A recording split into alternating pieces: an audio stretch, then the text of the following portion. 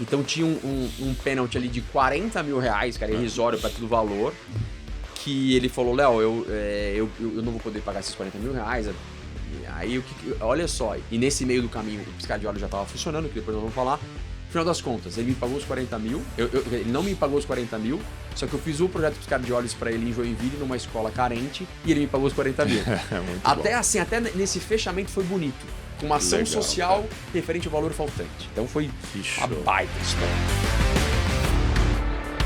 Olá, meus queridos e minhas queridas, eu sou Saulo Miquiles e esse é o Rainmakers, o podcast onde você aprende através de histórias inspiradoras de quem já fez chover. Hoje eu estou aqui com o Léo e com o Gui Figueiredo, dois irmãos, multiempresários, investidores. As empresas do grupo deles faturaram o grupo 280 milhões de reais em 2023. Eles têm uma empresa que ajuda crianças a enxergarem melhor, já entregaram mais de 85 mil óculos, ou ajudaram mais de 85 mil crianças desde o início. Obrigado por estarem aqui. Muita história para contar, né? Léo? Valeu, Saulão. E? Valeu, Saulo. Obrigado pelo convite. Quem que é o mais velho vai começar. Eu não vou nem perguntar. Sou eu. O mais velho já começa. Sou eu. Quem que é o Léo? Puta, o Léo é um cara que nasceu no Rio de Janeiro e foi para São Paulo com 1 ano. Então meu sotaque é inteiro de paulista, apesar de ser carioca. Uhum. Formado em São Paulo, tanto de colégio e faculdade, fiz Porto Seguro, depois fiz SPM, Administração e Marketing. Fui morar na Austrália e, de repente, muita coisa aconteceu. Eu tive que voltar pro Brasil, direto para Brasília, um lugar que eu nunca nem tinha pisado na minha vida. E aí é isso que a gente vai contar hoje, toda essa trajetória. E mais algumas características minhas, assim. Eu sou um cara que gosta muito de esporte, gosto muito de carro. Tava na Austrália fazendo o quê? Surfando? Não surfo, não sei nem nadar direito. Sou péssimo para esse tipo de esporte. Meu esporte é esporte normalmente com bola. Tênis, futebol, todos os outros. Automobilismo eu gosto bastante também. E apaixonado pela minha filha, Sofia. Bom demais. Pela minha mulher e pelos meus sobrinhos aí, do qual meu irmão me entregou uma chamada Gigi, qual eu sou o padrinho dela também, que eu tenho muito orgulho. Bom demais. E você? Boa. Paulista, não sou esse paulista falsificado aí, meio carioca. Também tive minha passagem pela Austrália, mas também longe do mar ali, cheio de tubarão. Sim. Sou um e paulista... outros bichos esquisitos, e né? outros bichos esquisitos. A Austrália é muito doido. Cheguei a ver algumas coisas estranhas lá. Eu sou um paulista apaixonado por Brasília, gosto muito dessa cidade. Também cheguei sem menor perspectiva do que era Brasília. Primeira vez que eu vim já foi para morar também. E pai, né? Pai de uma menininha, Giovana, esposo da Amanda, e apaixonado por negócios, né? Foi uma coisa que eu fui descobrindo ao longo da vida, né? Eu fiz administração, meu pai tinha um negócio, acabei começando a trabalhar com ele na época. E depois de um tempo eu fui percebendo que de fato era uma vocação. Eu gostava muito realmente de entender sobre negócios, de falar sobre negócios. E acho que estou aqui um pouco para isso. Show de bola. Qual que é a diferença de idade de vocês? 7 anos. Ah, então bastante. Bastante. É a diferença minha do meu irmão mais velho, mas tem um no meio. Apanhou muito. Apanhou muito, né? Não, era bonzinho. Tu não tem cara, não. Não era bonzinho nem um pouco. Cara, vamos começar por essa história de Brasília, então. Caiu de paraquedas aqui, por quê? Então vamos lá, como eu que cheguei primeiro, vou começar primeiro novamente também. Como eu disse, fiz faculdade em São Paulo, fui morar na Austrália, mas esse inteirinho de faculdade, fui trabalhar no Banco Santander e lá fui estagiário, depois fui efetivado, analista júnior.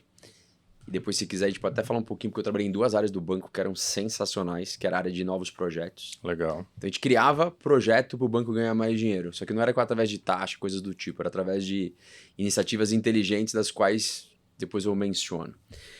E fui para a Austrália porque eu tinha um péssimo inglês, com a ideia de voltar para São Paulo e trabalhar no Banco Santander de novo, no qual eu adorava, amava.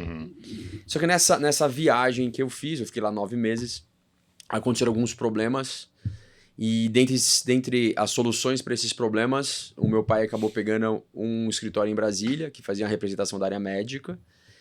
Só que ele não queria morar aqui, porque minha mãe tinha uma questão de não querer sair de São Paulo, que já tinham saído anos atrás, tinha dado problema, etc. Então eu senti a minha mãe muito aflita, eu voltei para antecipei em 1 mês minha viagem, cheguei em São Paulo, fiquei uns 4, 5 dias lá, sentei com meu pai, aí meu pai falou, cara, eu preciso de uma ajuda sua lá, nunca tinha trabalhado na área médica, não conhecia Brasília, como a gente falou. Peguei o avião, desci em Brasília, aeroporto direto para o Núcleo Bandeirante, que é onde ficava a empresa de 2 funcionários, faturando, sei lá, 50 mil reais por mês, bem pequeno. Uhum. Era distribuição de equipamentos médicos. Principalmente da área de radiologia. Tá. Sabe aqueles filmes de radiologia que você põe na luz para ver? As películas. As películas. Então, a gente tinha um negócio disso. Então, vim pra cá, na cara, na coragem, sem conhecer ninguém, numa época que não tinha rede social, a gente tá falando de 16 anos atrás, tá? Então, não tinha rede social, eu já era formado, já tinha feito faculdade, isso me atrapalhou muito, o que facilitou muito pro Gui, me atrapalhou muito, porque não tinha onde conhecer pessoas. Sim, o teu networking ficou todo em São Paulo. Ficou todo em São Paulo, e aí eu vim pra essa jornada aí, que depois a gente pode detalhar também. Boa. Mas aí você já veio depois. Eu vim um ano depois. A justificativa da minha vinda pra cá foi muito o Léo veio pra ajudar o meu pai e eu vim pra me ajudar, no final das contas. Como assim? Porque eu tava num momento, tipo, ruim da vida, assim, tomando decisões erradas. Eu era o garoto problema ali da família. Que idade você tinha? Eu tinha 18 anos, 18 para 19. Aí veio pra cá pro irmão mais velho dar uns tapas pra ver se ajeitava. Então, foi um pedido meu pros meus pais, por 2 razões. Uma, porque eu precisava de ajuda. 2, porque eu tinha certeza que essa mudança de local, essa gestão, vamos dizer, mais próxima de um irmão, poderia de alguma forma ajudar ele, né? É uma mudança mais de grupo, né? Sim. De influências, assim, né? E embora boa parte deles sejam meus amigos até hoje, assim, e obviamente todo mundo amadureceu daquela época pra cá, mas eu claramente precisava ter uma mudança radical de vida, e aí o Léo também estava muito sozinho aqui, então foi uma forma da gente ficar junto. Embora a gente tenha 7 anos, né, de diferença, então a gente tinha pouco contato, né, durante muito tempo. Então, poxa, eu tinha 7, ele tinha 14. Eu tinha 14, Sim. ele tinha 21. Então, assim, a gente tava só com 21, 28 que a gente começou a ter amigos parecidos e gostos parecidos. Então, foi uma forma também da gente se conectar e foi muito importante. E eu me adaptei muito bem aqui, então cheguei, fiz faculdade, morava sozinho, né? Morava então sem os pais, já considerar morar sozinho. Durante algum tempo continuei rebelde, assim, mas depois eu fui me conectando comigo mesmo e entendendo alguns pontos ali da vida, que certamente Brasília, acho que é por isso que eu sou tão grato a Brasília. E tem aquela coisa, né? Quando o cara é rebelde, quanto mais você prende, pior fica. Com certeza. Então o meu acordo com o meu irmão foi simples. Falei, cara, se você gosta de A, B e C, beleza, não tem problema nenhum. Mas vamos fazer um acordo aqui de C, D e E, que isso tem que ser tua obrigação como irmão e como parceiro de trabalho. Se você cumprir isso, velho, o restante pouco me importa. É uma conversa de adulto para adulto, isso. né? E a partir do momento que você libera isso, aquilo que era legal porque era proibido, você para de fazer. E, né? Então, automaticamente. Mas uma coisa que foi engraçada é que quando eu mudei para cá, tem uma empresa de 2 pessoas lá no Núcleo Bandeirante, cara, era uma situação financeira familiar nada boa, assim, longe de passar necessidade, mas era aquela coisa, tava na conta do chá. Então eu fui morar o primeiro mês num hotel lá no Núcleo Bandeirante, que eu brinco que tem hotel de 1 a 5 estrelas, o dele era estrela cadente, então não foi fácil ficar ali um tempo. E quando deu 30 dias, o acordo que eu fiz com meu pai na época, então meu irmão ainda não estava aqui, foi, pai, preciso morar em outro lugar, cara. Eu já tava um mês em Brasília e comecei a entender o que eram bairros legais para pessoas. Ainda mais Brasília, novas, né? Que tem bem os setores bem definidos, não, né? É muito diferente para quem nunca morou em Brasília. Eu falo isso pra minha esposa, que ela nasceu e cresceu aqui, eu falo pra ela. Veja bem, Brasília que é diferente. Não é o Brasil que é diferente. Brasília Brasília que é diferente. Ela é diferente. E numa época sem GPS, assim, né? Então, assim, você ficava, cara, muito perdido. Várias vezes eu tinha que ir até o aeroporto pra poder saber chegar no lugar. Eu ia até o aeroporto, fazia o balão e falava, beleza, daqui agora eu sei pra onde eu vou. E aí, a gente alugou uma kitnet no Mont Blanc, aquele ali no sudoeste. Né? Sei. Que eu acho que é a menor kitnet do planeta Terra. Acho que tinha 21 metros ou 23 metros. Não, agora lá em São Paulo e no Japão também, o nego tipo tá fazendo 14, tá fazendo uns negócios. Só que bizarros. mais bem estruturado, né? E, cara, então eu morava de segunda a sexta com meu pai numa kitnet de 22 metros. Com teu pai? Com meu pai, que meu pai ele vinha toda semana de segunda a sexta. E depois ele voltava pra São Paulo ficar com a minha mãe. Cara, tinha um quarto com uma cama que acabou deixando com meu pai. Eu comprei um sofá na Tokstok aqui no Casa Park, inclusive. Que foi meu primeiro investimento. Cara, eu morei durante praticamente um ano de novo num sofá de 2 lugares, que era o único lugar que eu tinha na casa pra sentar. Não tinha mais nenhum lugar. Então foi desesperador. Esse momento foi o momento mais difícil da minha vida. você, cara, chegar um sábado, você não conhecer ninguém, você não tem telefone de ninguém. Tenho que fazer. Eu lembro de eu passar um sábado que eu não abri a boca, eu não falei com uma pessoa, a não ser algum atendente da padaria. Isso pra ti deve ser meio difícil. E ele gosta de falar. Mas aí depois, quando aí tem essa questão do Gui vir, etc., eu negocio com meus pais, e depois negocio com o Gui, então faço 2 negociações para que dê tudo certo. Ele me usou pra ganhar mais 15 metros. Entendi. Aí nós vamos chegar nisso, você vai entender. Eu Ganhou 50% Isso. Negociei tudo, fui buscar meu irmão, então fui para São Paulo, peguei o carro dele e trouxe para cá junto com ele.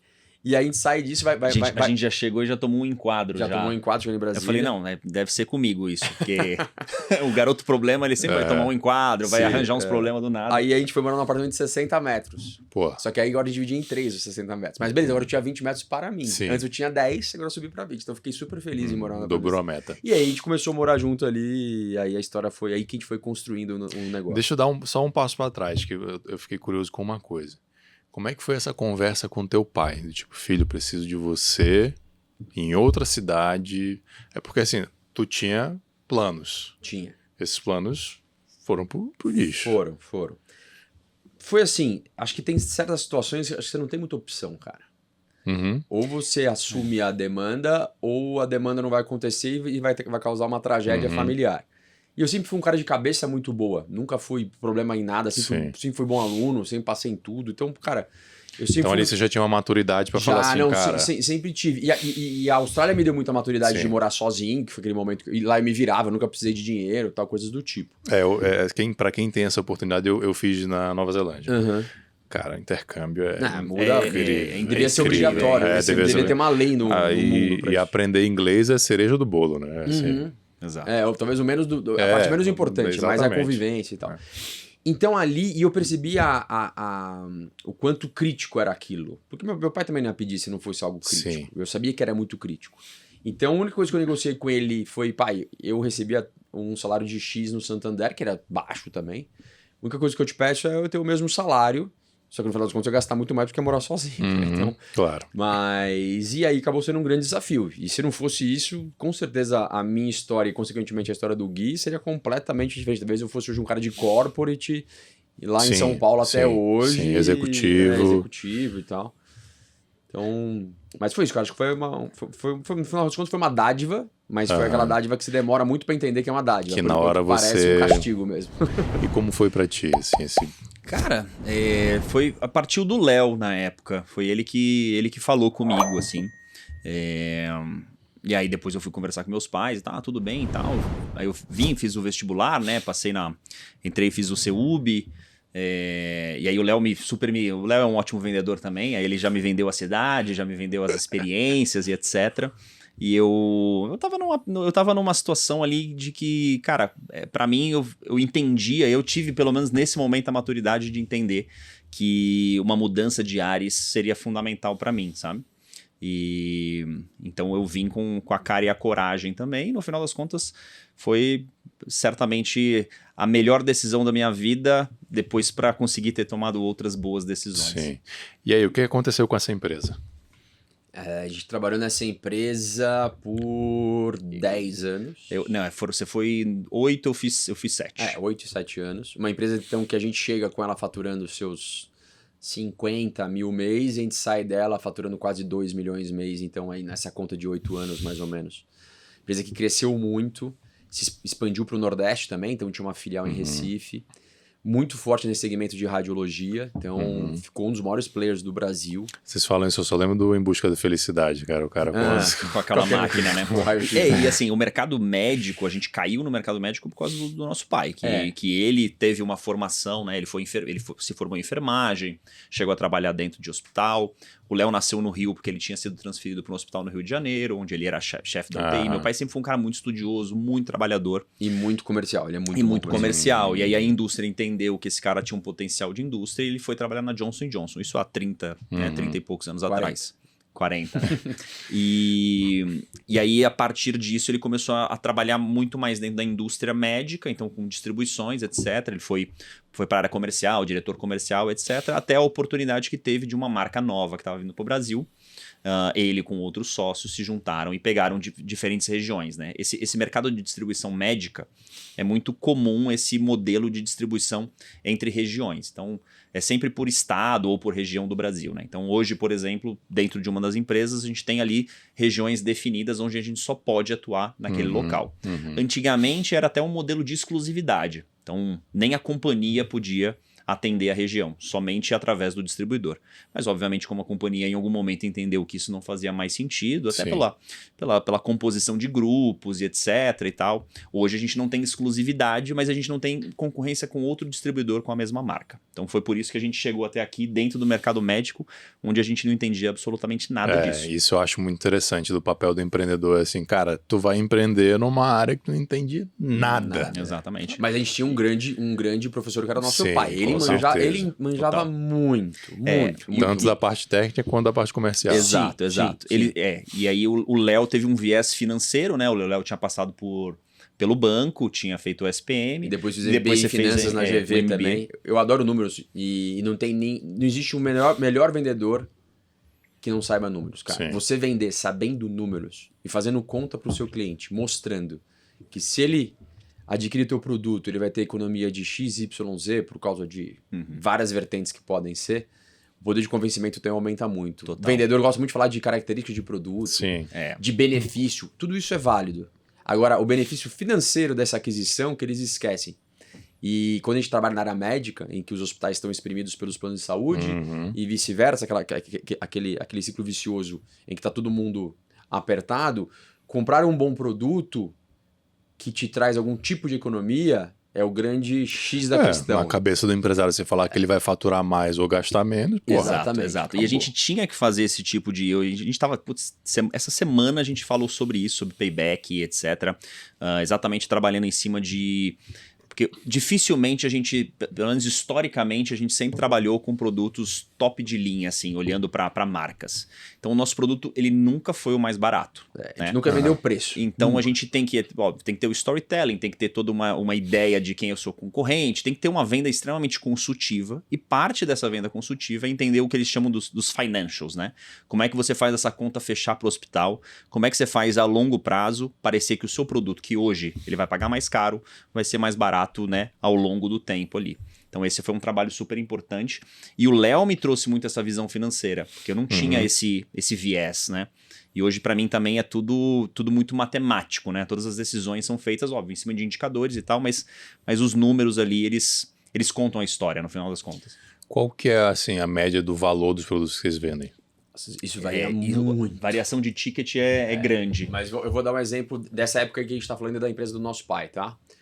Então ele tocava uma parte da radiologia principal, que era máquinas de 100 mil reais, no qual tinha uma volumetria gigantesca de insumo, que eram os filmes. Tá. Que faturava aí seu mais 500 mil reais, 1 milhão de reais, mas a folha de um filme, não lembro exatamente quanto era, mas era um valor de baixo, né? Eu, nessa trajetória, quando a gente cresce bastante e começa a ficar muito conhecido no mercado, outras multinacionais começam a nos procurar para sermos representantes deles nas regiões de atuação que era Centro-Oeste e Nordeste. Uma delas, na época, foi a Hillrom, que é a maior empresa do mundo no segmento de leitos hospitalares. Eles queriam uma entrada no Grupo Santa, que ia fazer uma aquisição de leitos. A gente ajudou, o Grupo Santa era nosso cliente, ajudamos eles. Ajudamos por ajudar, sem nenhum benefício atrás disso. E o diretor, na época, que era muito amigo do meu pai, falou, pô, Marco, vocês têm os clientes na mão de vocês, cara. Vocês não querem trabalhar com a gente. Meu pai, na época, estava muito focado na radiologia. Ele olhou para mim e falou, se você quiser, eu pego para você tocar. Aí eu falei, tá bom, eu quero tocar isso. Então ali a gente devia ter, não lembro exatamente, mas devia ter uns 4 anos de empresa ali quando isso aconteceu. E depois o Gui vai ter uma história muito parecida que ele vai contar da parte dele, porque isso depois vincula porque a gente teve as nossas empresas, tá? Sim.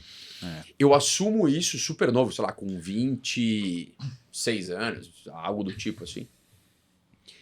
Você faz aquela viagem para os Estados Isso, Unidos. aí que foi para testar o inglês dele. Acaba que assim, é uma multinacional Pô, mas inglês australiano e americano é bem diferente.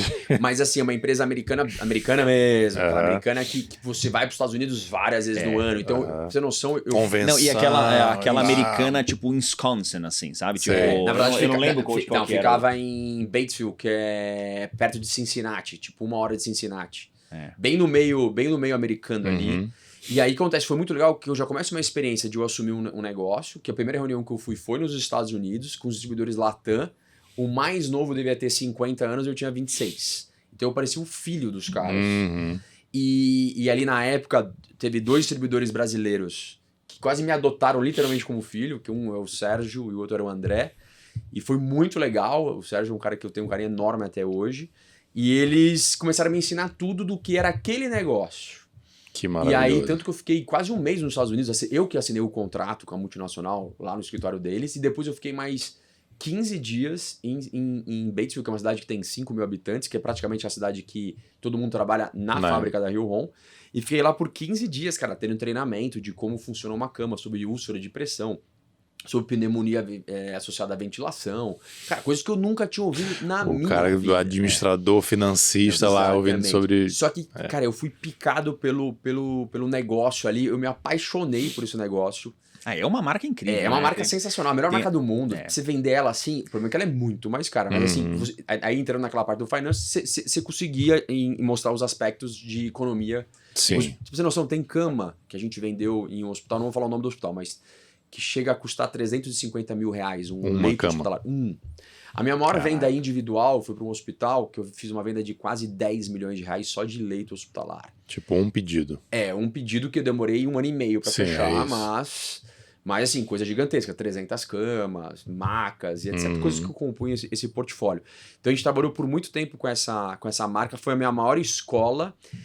E a multinacional montou um escritório no Brasil que eles não tinham até então, quando a gente começou. Foram 12 anos no total. Foram 12 anos trabalhando com eles. E aí, com esse escritório montado no Brasil, veio o diretor Brasil, que é o Bernardo, que é quase um segundo pai nos negócios também. Legal. O cara me ensinou muita coisa. E depois tá morando nos Estados Unidos agora, né? Mora nos Estados Unidos, na própria Rio Home, tá lá. E depois passaram várias pessoas ali pela Rio Home que foram muito legais. Teve o Denis, teve o Chico, teve a Silvia, teve tanta gente que foi... A gente, por ser sempre muito mais novo do que o resto da turma, acabava que o pessoal tinha um carinho especial. E a gente era novo, mas a gente era muito sério e muito competente. Então a gente tem vários prêmios. Então não teve aquela coisa assim, esses moleque meio que deixar de lado. Foi uma coisa assim mais de adotar. Sim, aquela sensação do filho do dono, né? A gente sempre conseguiu blindar muito bem isso, sendo, cara... Só que a gente só conseguiu blindar isso a partir do momento que a gente assumiu as linhas. E o Gui vai contar agora um pouco de uma linha que ele assumiu. Mas antes, quando a gente trabalhava na linha que o meu pai, que era o que tocava isso há muitos anos, ali a gente era o filho do dono. Entendi. E isso me incomodava um pouco, assim, porque eu era sempre filho do Marco. Então a gente ia para as convenções, eu era sempre o filho, mas eu entendo também. Natural. Aí quando eu assumo essa área em qual meu pai nunca apareceu na vida, era eu do front, então quando a gente ia para uma hospitalar, que é a maior feira da América Latina lá em São Paulo, quando meu pai chegava no stand, todo mundo falava, você é o pai do Léo. Aí mudou o jogo. Muda. Aí você começa a entender que você tá tomando circunstâncias. Então esse negócio foi muito importante na minha vida e isso vai me levar a abrir depois a empresa que a gente vai conversar. Só que em paralelo aconteceu a mesma oportunidade pro Gui, que agora ele fala como foi. Foi 2014. 2014 foi quando eu fui para a Austrália. Tava com 24 anos, já após faculdade. E aí era uma oportunidade que eu queria ter também. O Léo já tinha ido e eu tinha muita vontade. Diferente dele, o meu inglês já era muito bom. Então eu cheguei lá mais para consolidar mesmo a língua. Foi muito bom, eu voltei com currículo, tive experiências de trabalho incríveis lá. Então trabalhava num barco que fazia festas. Eu olhava todos os pontos turísticos da cidade todos os dias, assim, era tipo... Quando eu falava do meu trabalho pra galera e pagava bem, e eu ainda voltava com a mochila cheia de comida e bebida. Que pra quem é um estudante fora do país, precisa de mais nada. Vale quase quanto o dinheiro. Só um parênteses, quando eu fui, eu era dishwasher e cleaner, ou seja, o meu trabalho era muito menos glamuroso do que o do meu irmão. Eu era tipo um barman. O meu também não tinha tanto glamour, né? Porque mas dentro do barco eu era tinha o cara, o skipper, o deckhand, e aí eu era tipo o cara que, assim, resolvia tudo, né? Então, Obviamente continuava sendo um estudante. E aí, quando eu estava lá na Austrália, eu lembro que meu pai entrou em contato e tal, em uma das nossas conversas, e ele falou: Gui, a gente está trazendo uma linha nova para cá, e aí quando você voltar, você vai tocar ela. Porque eu já vinha pressionando ele há muito tempo para entrar na área comercial. Porque eu tive uma experiência muito interessante na empresa do meu pai. Eu comecei como estoquista, passei para entregador, de entregador eu comecei a fazer o back office da área de serviços, da prestação de serviços dos técnicos, então abri os chamados, concluí os chamados, etc. Depois eu fui para a pessoa do faturamento saía de férias, eu cobria a pessoa do faturamento, então eu fui entendendo como o negócio funcionava como um todo, né? Inclusive fiz alguns trabalhos da faculdade sobre a empresa, porque era uma facilidade também que eu tinha, e o meu TCC foi sobre sucessão familiar, profissionalização durante o processo de sucessão familiar. Então, que é um tema que eu adoro. Eu sempre estudei o negócio, não só dentro dele, mas de forma acadêmica também. E eu vinha insistindo, falei, cara, eu quero entrar para a área comercial, eu achava que eu também tinha capacidade de fazer aquilo. E a gente entrou uma linha nova, na época Bard, que era uma linha de descartáveis, dentro da área de radiologia, mas com viés intervencionista, então são procedimentos através de equipamentos de radiologia. Eu acho legal vocês estão falando dessas marcas assim, como se pra gente significasse alguma coisa, né? Mas isso eu acho massa, porque no universo de vocês... Exato. Se você, aí depois ela foi comprada pela BD, hoje então eu sou distribuidor da BD. BD é uma empresa com 127 anos, caramba, com um faturamento de mais de 15 bilhões de dólares em 2021. Então assim, hoje ele já deve estar bem acima disso. E a é a 6ª maior empresa do mundo de medical devices. Caraca. E a Rihon que eu comentei, ela foi comprada pela Baxter, que hoje também tá entre as 10 maiores grupos empresas que vendem da área da saúde. Produtos médicos. Ou seja, a gente trabalha só com a galera, só com as marcas top 10 do mundo, né? E aí isso foi legal, porque como a gente trabalhou sempre com marcas de ponta, a pressão era equivalente a isso. Então, sabe, você quer trabalhar com essa marca, que é uma marca que você já tem um facilitador de conhecimento pelos médicos, ou às vezes uma preferência clínica, mas ao mesmo tempo você vai ter uma meta, né? E empresa americana também, né, bicho? Pressão, meta, tem que entregar. Inclusive, a gente trabalha com o fiscal year, né? O ano fiscal americano. Então, é 1º de outubro. Exato. 1º de outubro a 1º de janeiro.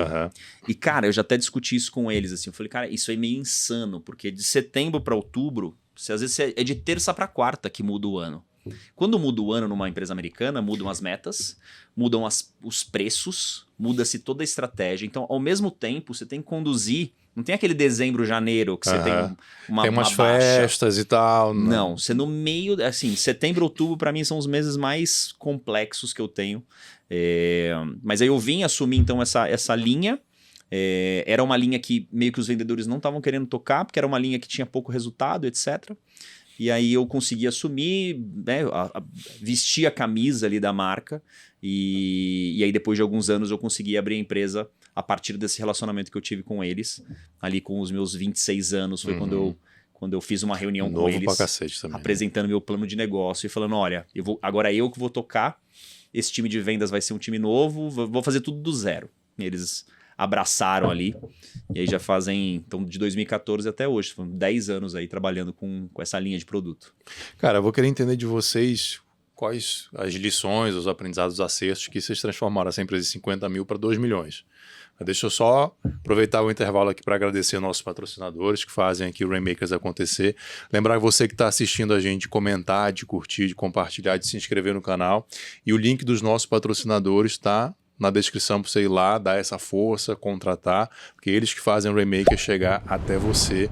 E a gente faz sempre um agradecimento especial à Ad Valorem Contabilidade e Consultoria, que é o tipo de empresa que todo empresário vai precisar, que é os nossos queridos amigos e colegas contadores. A Ad Valorem, a turma é excelente. Quem quer começar, cara, assim, como é que vocês transformaram esse faturamento de 50 mil para 2 milhões? Quais foram os insights, as lições? Foi, primeiro, o olho do dono engorda o gado ter vindo para cá, né? Ter vindo para cá. Segundo, mudar uma mentalidade de uma empresa de 3 pessoas que fazia a precificação no caderno, e vem um moleque de 22 anos que passou pelo banco com um sistema, com tudo na cabeça, e implementar isso. Depois, claro, com a vinda do meu irmão, aumento de de capacitação, então mais um cara super criativo e super do jogo, querendo conquistar. Então foi esse trabalho muito forte de mudança de metodologia e de mentalidade. Claro, comigo aqui, com meu pai toda semana, depois com meu irmão, então a gente começou a ter 3 pessoas olhando isso 100%. E com depois, skin the game total e de confiança. Exatamente. Né? Depois, algumas coisas que fizeram muito sucesso foi a abertura da filial de Recife, que nessa época chegava a faturar quase 50% do negócio. E isso muito mérito de quem meu pai contratou, que é o Roberto, que era um cara sensacional, que meu pai já tinha trabalhado. O pai dele trabalhava com meu pai.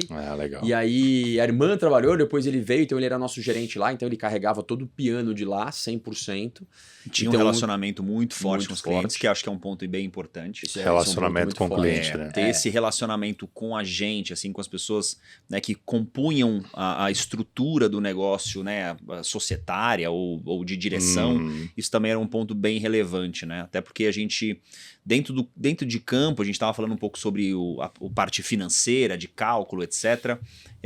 Quando a gente começa a envolver um diretor para fazer negociações importantes, costuma ter uma aceleração, né, naquele objetivo ali de fechamento de negócio, etc. E quando a gente começa a trazer linhas de produtos que se conversam dentro do mesmo cliente, a gente começa a talvez não vender a linha A, mas eu começo a vender a linha B. A partir de vender a linha B, eu começo a ter acesso dentro desse cliente, que proporciona a possibilidade de vender a linha A, a C e assim por diante. Então, o mix de portfólio sempre foi um ponto super importante dentro do mercado médico. E essa composição entre produtos de giro rápido, de insumos, de descartáveis, com os equipamentos. Então, você tinha ali vendas mais longas, que davam ali valores mais pesados quando entravam, e a gente tinha aquele mensal praticamente garantido, né? A receita recorrente, que todo mundo adora, que a gente tinha que fazer aquele pote também crescer a cada momento, né? Então, acho que foram alguns pontos interessantes ali para a gente conseguir crescer. E as empresas de equipamento, normalmente, o exemplo da Rio Home que eu disse para você, que é de leitos hospitalares, lá, por exemplo, a gente não era distribuidor, a gente era representante. Então, eu fazia uma venda lá de 9 milhões, eu ganhava um comissionamento. Então, quando a gente fala 20 milhões de faturamento no ano, que foi ali mais ou menos o nosso recorde na época, o que a gente fez de negócio era muito superior a isso. Então, chegava a gerar 50 milhões em negócio, no qual o nosso faturamento era de 20 milhões, né? Então, que era muito essa composição. Então, a gente tinha distribuição. Explica a diferença, distribuição e representação. Vamos lá, distribuição é quando você compra a mercadoria do fabricante, estoca e fatura para o seu cliente. E revende, né? É tipo assim, o varejista comprou do atacado, o estoque é dele, o esforço de venda é dele, o risco é dele, a caixa é seu, tudo a margem é dele. Quando a gente fala de representação, é quando normalmente isso é utilizado com produtos de alto valor, em que o estoque desse produto inviabiliza o negócio. Então, você vende direto do fabricante para o cliente e você é comissionado por isso.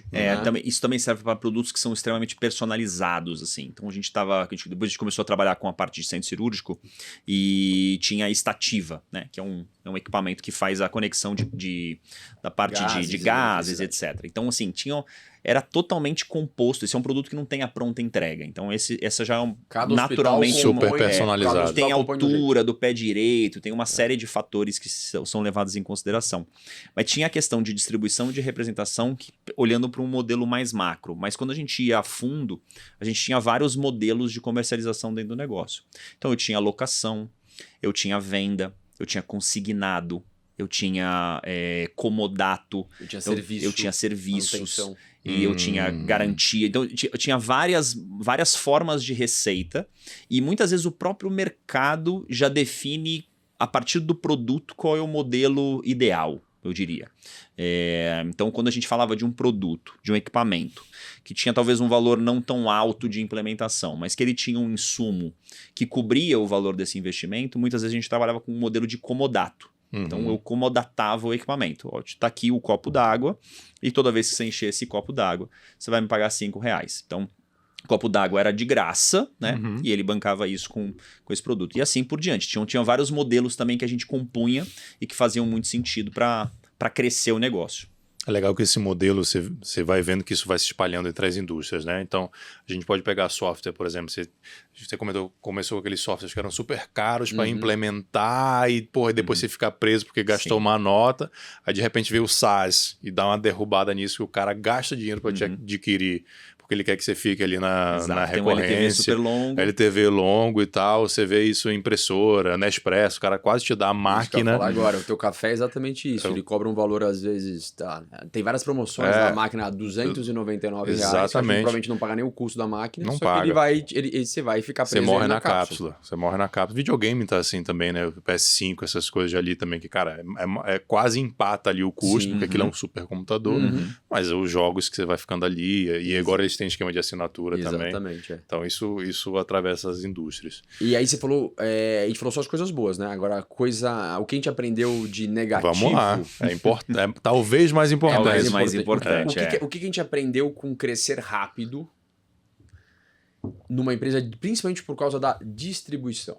Então vamos lá, Saulo, eu compro de você com prazo de... Eu te pago, quando eu compro de você como indústria, eu pago 30, 60 dias, tá bom?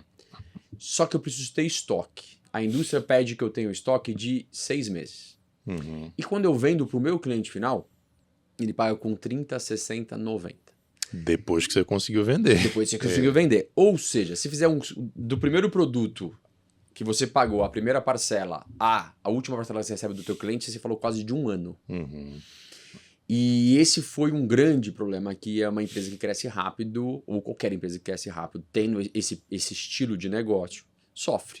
Porque se ele não tiver um investimento próprio, se ele não tiver um sócio para investir, ele vai ter que ir a banco. E ir a banco... Para ter giro. Para ter giro. Então você pega capital de giro, você pega capital de giro, você pega capital de giro, aí você começa a descontar duplicata, desconta duplicata. E é um segmento que não tem muita margem. A gente está falando nessa época aí, eu estou falando de uma margem líquida de 8%. Então você for falar 20 milhões para deixar... O valor do produto é alto, mas a margem continua sendo... Exatamente. Então, esse foi o grande problema, o outro grande problema foi uma relação nada saudável com a indústria. Então a indústria, a gente brinca que é transar com gorila, né? Ele que escolhe a forma que vai ser. Então tinha essa coisa também muito abusiva e da principal linha que tinha algumas coisas de faturar muito no final do ano para bater metas e os diretores ganharem bônus e tal. Então tudo isso foi algo que sangrou muito a empresa e trouxe depois problemas bastante graves. Tinha uma questão de um cálculo também que acontecia. Eu lembro que a gente tinha algumas apresentações que a gente mostrava o CMV de cada cliente. Né? CMV é custo de mercadoria vendida. E aí tinham clientes que davam prejuízo.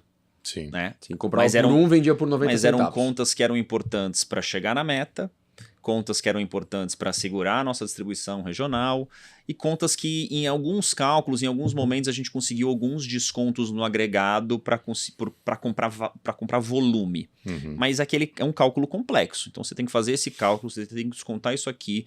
Se eu precisei, então meu fluxo de caixa vai estar também impactado nisso. Se eu estou pegando dinheiro emprestado para fazer essa operação, eu ainda tenho que diluir mais um pouco. E no final das contas a grande busca era faturamento. E não margem. E a gente deixou isso de lado, né? A gente nunca... Óbvio que a gente tem que olhar para faturamento porque a gente... o gorila tá querendo que a gente fature. Mas a gente tem que olhar para o nosso negócio, para a saúde do nosso negócio. E isso foi o nosso maior aprendizado, porque quando a gente entrar nas histórias das nossas empresas, você vai ter uma frase que eu vou te dizer, você vai falar, vocês aprenderam com isso mesmo. Pouca gente sabe, mas eu sou economista também, além de advogado. E, cara, a economia é a ciência dos incentivos, né? Na verdade, define-se a economia como a ciência da gestão dos recursos escassos, mas para mim o principal é a lógica dos incentivos, que o ser humano é um ser que responde a incentivos. Então, bicho, se numa linha como a de vocês o incentivo está errado ou está desencontrado, tipo o incentivo de um executivo é bater meta, isso transforma um incentivo de vendas a qualquer custo e matando margem, isso no longo prazo mata o negócio. Exatamente. Por quê? Porque você está com incentivos descasados. Né? Eu falo isso muito para quem está querendo fazer stock option, contrato de vesting. Então, por que as pessoas fazem isso? Porque você está trazendo o cara para ser teu sócio, você está alinhando o incentivo do cara. Ele deixa de ser um vendedor, ele passa a ser dono. Aí eu brinco o seguinte, o vendedor, quando ele tem um incentivo de vendedor, ele não está preocupado em apagar a luz, desligar ar-condicionado e o computador. A hora que ele vira sócio, ele é o primeiro que sai pagando, porque ele vai preocupar com o custo. Né? Então, cara, incentivo é tudo. Em tudo na vida. Né? E por isso que esse raciocínio de economista, para mim, cara, tudo que eu olho é com incentivo. Que é o que você tá falando, tava errado. O incentivo tava errado, deu ruim. O que aconteceu? Aí, nesse momento em que eu já estava tocando 100% a operação da Rio Home, o Gui já estava tocando 100% a operação da Bard, e meu pai tinha gestão sobre 90% do faturamento, a gente entendeu que era a hora da gente sair. Porque era o momento que a gente precisava colocar nossas ideias mais em prática, pegar o nosso dinheiro e gastar com aquilo que a gente quisesse em marketing e etc. Porque hoje deve ter um conflito geracional aí também. A gente não tinha uma liberdade de empreendedor na época. Né? Apesar do nosso pai dar muita liberdade a nós, claro que a última palavra era dele. Entra aí os conflitos de sucessão familiar, né? Isso. Que é como lá no escritório a gente lida muito. Cara, tá tudo bem. Mas são duas gerações diferentes, Então, com visões de mundo diferentes. A gente não saiu porque a gente brigou, algo do tipo, longe disso. E ele foi um grande incentivador. O dia que a gente falou que a gente queria sair, foi mesmo. Ele falou, cara, eu acho que estão prontíssimos para seguirem a vida de vocês.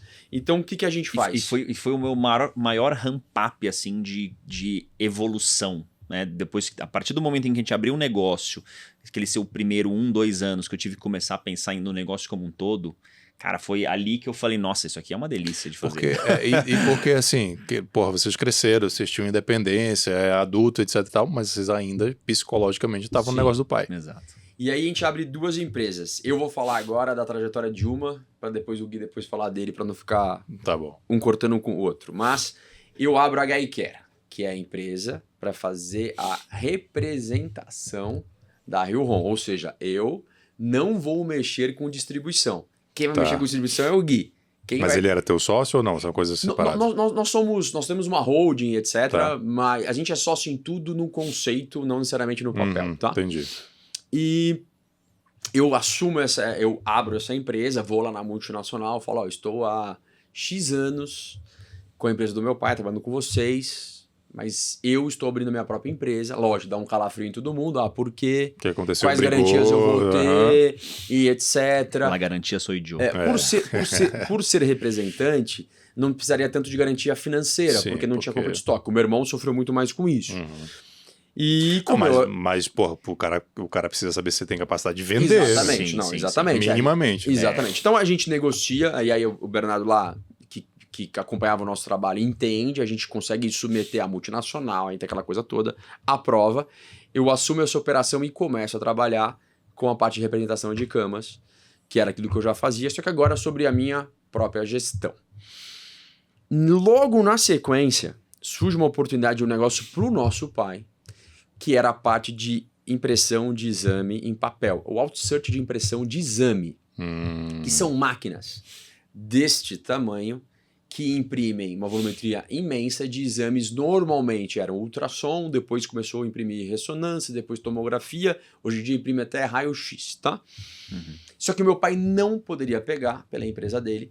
Por quê? Porque lá, como ele trabalhava com radiologia, apesar de ser papel, era considerado concorrente, porque era no mesmo cliente e estava tirando o mercado da radiologia. O que era impresso? Existia uma briga, né, por a questão só no Brasil que era feita a questão do papel. Até hoje, nenhum lugar do só no mundo Brasil mais fazia isso. O brasileiro começou a fazer isso porque era uma economia e a indústria queria banir isso. Então qualquer distribuidor que ousasse pegar uma linha dessa de produto seria descredenciado na hora. Entendi. Mas o filho, né? Mas eu não era mais sócio do meu pai. Isso não teve nada a ver com a decisão de você seguir o teu próprio caminho. Isso aconteceu depois. Aconteceu depois, uma baita de uma coincidência. E eu lembrei de valores. Na época, um filme custava acho que R$4,50 ou R$3,50. O papel era R$1. Tá? Só pra você ter a referência. Porque as clínicas e hospitais migraram muito de cabeça. Só que assim, era um negócio que eu entendia. Eu tinha os clientes, porque eu tinha trabalhado muito tempo com o meu pai, então eu conhecia os clientes, mas era um negócio totalmente novo. E a gente foi conhecer, aí eu assumo isso, fecho a primeira fábrica que eu viro. Aí nesse caso, não era nem representante, não era nem distribuidor. Porque qual era o business? Foi a Cônica. Marca japonesa, nunca tinha trabalhado com japoneses. Outra metodologia, assim, mas, outro ano fiscal. Mas sensacional, muito legal trabalhar com japonês. Um pouco mais travado, um pouco mais lento, mas assim, muito, né, uma relação muito saudável. Então você imagina, eu vendia cama de hospital, eu passei agora a comprar as impressoras, os toners. Cara, uma impressora dessa custa quase 20 mil reais, uma impressora. Só que o cara não é a impressora. Lembra que a gente conversou do videogame, da máquina de café? Essa impressora vão 4 toners. Na faixa de R$1.000 cada toner colorido e R$500 o preto. Então, a gente viveu isso nas impressoras de casa também. De repente a HP baixou o preço das impressoras, mas você morria no... Exatamente. Só que o que acontecia? Eu tinha que comprar as máquinas, ir nas clínicas e fechar um contrato de 3 anos em que eu colocava a impressora, fazíamos um contrato no qual você consumia um mínimo. Então, por exemplo, você vai imprimir pelo menos 4.000 páginas a R$1. Se você imprimir 3.000, você paga R$4.000. Porque tem uma conta financeira por trás. Exatamente. Só que eu te dou todos os toners, eu te dou 100% da manutenção. Se a máquina parar, eu tenho que trocar em 24 horas e assim por diante. Outsourcing total. E se passar, você paga um valor de página, que às vezes era uma referência bem próxima do que ele já pagava. E aí a gente contratou um sistema para fazer essa volumetria toda. Só que eu não entendia nada disso. Então o que aconteceu? Qual foi o sucesso? Cara, tudo que você aprende na vida que é bom, você repete. De novo, vamos fazer no Nordeste. De novo, vai aparecer uma pessoa mágica, que era igual o Roberto para a parte de filmes, era o André Correia. Que quem indicou foi o Roberto, inclusive, falou, ó, esse cara entende tudo disso. Então a gente vai lá, contrata ele vira nosso gerente, trabalha por isso por muito tempo, e ele faz isso acontecer. Então, no nosso faturamento dessa linha, quem chegou a faturar seus 5 milhões ano, pra você ter noção, eu comecei em 2016 e vendi lá em 2021. Então foram 5 anos só. Foi de 0 para 102 clientes, foi de 0 para 280 máquinas, foi de 0 para... Chegamos a faturar 800 mil impressões no único mês, foi de 0 para 5 estados, foi de 0 para 5 milhões de faturamento. Caramba. Só que é um negócio que você põe muito dinheiro na frente. Para ter muito recorrência depois.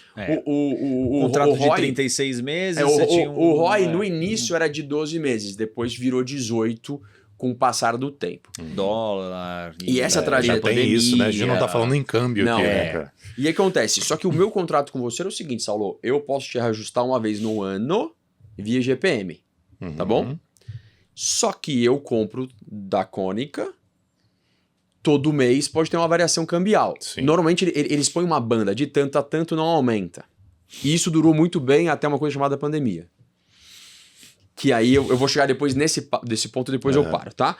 Mas o que aconteceu, lembra que eu falei pra você que outra coisa que a gente aprendeu foi sobre fluxo de caixa. Sim. Se eu tô falando que é uma coisa que põe muito dinheiro na frente, isso gera uma preocupação. E eu e o Gui, a gente fez um acordo nunca acho que falado, mas muito do entendimento de nós dois, que foi o seguinte. Vai ser falado aqui agora. Nós... Faz o corte aí. Nós... Tchan. Cara, a gente nunca pegou um empréstimo. Nunca. Desde que a gente abriu nossas empresas em 2016, a gente nunca pegou R$1 de empréstimo. Mas que nesse modelo de negócio que você tá colocando aí é o cenário que você precisa, né? Era o cenário que eu precisava, mas o que eu fazia, a gente tinha os nossos negócios e tal, então a gente usava o nosso próprio capital. Cara, era o seguinte, era empresa rica, dono pobre, no sentido de pobreza, lógico, não passar fome, mas a gente podia ter muito mais dinheiro que a gente teria se a gente fosse para banco. Só que, cara, cachorro mordido lá por cobra tem medo de linguiça. Cara, a gente ficou com um trauma de banco, que a gente falou, a gente não trabalha com banco. Então, claro, eu poderia ter crescido muito mais, eu poderia ter sido muito mais rápido, talvez eu ganhasse até mais dinheiro. Mas foi uma opção que a gente teve e hoje, depois de a gente abrir em 2016, hoje depois de 8 anos, pô, você tem uma empresa que fatura... Hoje as nossas empresas juntas devem faturar uns 15, essas que a gente, né, que atua diretamente com a gente, não as que a gente é sócio. Seus 15 milhões, a gente já chegou a quase 20 também. Você imagina você faturar isso sem R$1 de empréstimo, cara. Então isso hoje, qualquer pessoa que olha a nossa modelo empresa, de distribuição. no modelo de distribuição que o Gui depois vai contar. Uhum. E nesse caso, a gente fazia um comodato, né? Sim. Que é tão ruim quanto um modelo de distribuição pensando financeiramente falando em Eu margem. diria Né? que é até pior. Até pior. E aí, essa empresa... Então a gente ficou com a linha de camas, que depois teve a linha de centro cirúrgico, que era tudo da mesma empresa. A gente foi compondo com várias coisas, que essa multinacional foi sendo adquirida por outras e a gente foi assumindo as outras vertentes. Ficamos com a linha de outsearch dentro do HI Care até pandemia. Pandemia, cara, fecha tudo. As clínicas fecham 100%. As clínicas fecharam. É uma loucura 100%. isso.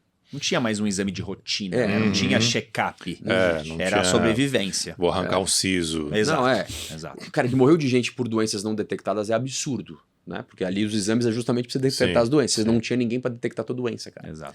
E aí, nesse momento, a gente toma um baita susto. A gente faz várias atitudes internas ali pra... E aí acho que o Gui foi muito bem nessa parte. Depois o Gui acho que pode até falar quais foram as estratégias que ele criou como um todo pra empresa. Nem lembro, tava anestesiado, né? Mas e o que acontece nesse segmento, Saulo? As empresas que eu faturava 500 pau por mês, 400 e poucos mil, chega pra mim e falou, mano, fatura 0 no mês seguinte. Só que eu tinha o mínimo. Aham. 50% não paga, 50% paga e me Sim. liga, aquele caos. Uhum. E aí, Renegocia o mínimo. Renegocia, tem o lance, o lado jurídico da força maior, tudo bem, Isso, você tem o contrato, mas isso aqui é uma pandemia. Exato, é. E uma coisa, uma questão jurídica, assim, em relação ao nosso mercado, cara, o nosso mercado é extremamente nichado. Uhum. Então a chance de eu processar um cliente é muito pequena, zero. Você porque eu fecha a tenho porta. uma porrada de outros produtos que eu preciso Sim, vender pra esse cara, sim, e esse sim. cara vai ser meu cliente durante muitos anos, né? Aí, Saulo, qual é a estratégia? Primeiro negociei com a multinacional. A multinacional, nesse caso que era principalmente a Cônica, muito parceira japonês, né, cara? Os caras são corretíssimos. Eles entendem a dificuldade e meio que faz cara, vamos fazer de tal forma que você consiga pagar, mas não deixa de pagar, não Sim. para de pagar. Mas flexibilizou. E eu meio que repeti isso pros meus clientes, porque como eu consegui isso com eles, eu falei, quer saber, na verdade não vou esperar o cliente reclamar, eu vou falar pro cliente o seguinte, você tem 4 mil por mês, você não precisa pagar os 4 mil, mas eu preciso que você pague 1.000. Porque sem isso eu quebro e quando voltar a pandemia eu não consigo te atender. Sim. Então, nosso faturamento de 400 e poucos mil reais caiu para 100. Só que o meu custo caiu para 50. Uhum. Que eu tinha Tu negociou lá e trouxe pra cá. Então, cara, a gente porque sobreviveu saudavelmente, cara. Por incrível que pareça, os clientes amaram a gente. Uhum. Porque a gente fez, cara, de decisão própria. O André, Sim. naquele caso, foi de cliente ligando, tal, aquela coisa toda. Pegamos um super renome no mercado, por ser uma empresa séria que Aí visão de que longo apoiou, prazo, né, cara? Visão de longo prazo. Na época tinha muito contrato sendo renovado, o IGPM chegou a bater 30 e poucos por cento. Não era mais por IGPM, a gente trocou por IPCA, que era 6%. E aí, Saulo, quando volta o mercado, a pandemia volta, as clínicas voltam, que foram as primeiras coisas a ser abertas, dá aquele boom, muito exame, foi quando eu cheguei a fazer 800 mil cópias. Uhum. Tinha uma demanda Mas reprimida. Mas o que acontece? Você fala, agora eu vou ficar rico, vou faturar milhões. O que acontece no mundo? Cadeia de fornecimento. Supply chain vai pro supply saco. chain. O container que era $1.000 Verdade. virou $10.000. Então o meu preço, que eu pagava 1.000 no toner, no mês seguinte foi 1.100, outro 1.200, outro 1.400. O negócio de você estar exposto realmente ao mundo, né? Porque é Ao insumo, mundo, é cara. câmbio, é supply chain. Aí bate um desespero, porque a minha margem, que já não era alta, a gente falando de uma margem também de 8% a 10%, não é uma margem alta. Cara, Que o começa a cair né? de... Que o payback era de 12, passou Isso, pra 18 passou pra meses. 18, passou pra 20. Que se você estivesse com dívida, Não, tinha Tá, morrido. Tinha morrido. Esse é o ponto. Aí de novo veio aquele trauma de banco. Eu falei, não vou para banco. E começa um movimento de muitos quebrarem ou serem comprados. tá. Aí que eu vou parar a história, porque foi aqui foi o nosso primeiro negócio que a gente vendeu na nossa vida. Não, então foi tem M&A. esse negócio. Tem o M&A. M&A, depois a gente vai entrar Tem no o M&A M&A. sensacional, a história é muito gostosa, mas agora volta pro Gui. Mas ó, essa daí a gente parou em 2021 a história. Paramos em 2021, Isso. depois a gente retoma. Paramos em 2021 É, e antes... já sabemos que esse episódio vai longe. Vai. Estamos em 2021 e estamos... Tá parecendo um filme do Nolan aqui. É, Pra exatamente, 2014. é. 2016, É. você volta pra 2016 agora. Exato. Então tá, pô, tava legal a história, tava gostando. Mas vamos lá então. pegando ali a minha parte de negociação com a multinacional, foi muito similar. Só que eu tinha um negócio que era um pouco mais complexo, porque o Léo era de representação, então aquele risco financeiro não era tão alto para a companhia. Comigo já era um risco financeiro maior, e aí na época a empresa do meu pai me ajudou ali com a documentação, etc, para falar, olha, caso, né, a Axon não consiga acertar com os seus, né, com seus respectivos pagamentos, tem essa empresa aqui para bancar. E eu tive uma questão também de complexidade, porque a distribuição, o armazenamento de produtos, eu tenho que ter uma série de documentações da Anvisa, de funcionamento, de boas práticas. A gente nem falou isso também. É produto hospitalar, né, cara? Não é, você não está armazenando, sei lá, carrinho de brinquedo. Exatamente, exatamente. Inclusive, a gente teve muita dificuldade de abrir uma filial no Nordeste. Eu lembro na época, a gente quis pegar uma sala lá no Nordeste. E aí o fiscal foi, assim, era uma sala, tinha um funcionário, era um estoquista, né, que era basicamente para receber produto e despachar produto. A gente, inclusive, ia fazer a logística terceira lá. Só que era importante para mim ter uma base lá para distribuir pela região. E aí tinha uma exigência, por exemplo, que eu tinha que ter um banheiro feminino e um masculino. Eu falei, eu tenho uma pessoa que trabalha na empresa. Uma sala de 20, eu tenho um banheiro metros. unissex, né? Eu nem tenho estrutura para montar um outro banheiro. Cara, tem isso também, porque assim, é Brasil. O que que significa? Primeiro que é grande pra cacete, então não adianta ter estoque em Brasília pra distribuir pro Nordeste. Sim, demora um século. Segundo, Anvisas locais, né? Então cada uma com a sua regra. Exato. Não, e tem mais uma coisa que inclusive a gente está sofrendo agora, questões fiscais de cada estado. Tributação estadual. A gente tá com uma situação que tem produto apreendido que é isento e o fiscal falando que não é isento. Pronto, sabe, assim, acabou. coisas do nível assim sim. que só no Brasil você tem. Sim. A gente não, esse do produto isento, a gente já teve alguns problemas em relação a isso, e aí isso está acontecendo agora em Fortaleza. E eu nem recebo uma notificação do porquê que o produto foi. Qual é a. Ele foi. Porque eu mando esses produtos isentos, eles vão a nota fiscal e mais umas 5 páginas da lei, e assim, a gente já tá, né? A gente já tá vacinado em relação a isso. E a gente só recebe um boleto só. Pum, tá. É uma mercadoria de 50 mil reais, eu recebi um boleto de 8. Sendo que era 0, que né? por lei é isento. Que é um produto isento. Então a gente tem que acessar o jurídico e afins. Mas na época, então, a gente quis montar essa estrutura lá e acabei desistindo, devolvi a sala. Essa semana passada, na verdade, dia 11, a gente comemorou 8 anos da Axon. Então fizemos aí 8 anos de empresa agora. E a nossa primeira nota fiscal emitida pela Axon foi em setembro. Então Como assim? A gente demorou todo esse tempo para poder tirar todas as licenças, para poder fazer também o trâmite com a multinacional. Então eu demorei ali 5 meses para conseguir emitir a minha primeira nota, minha primeira venda. Tanto é que eu faço uma segunda comemoração nesse dia, porque foi uma batalha. Na verdade, eu só comemorei o dia que saiu a primeira nota fiscal mesmo, porque abrir empresa por abrir empresa não quer dizer muita coisa.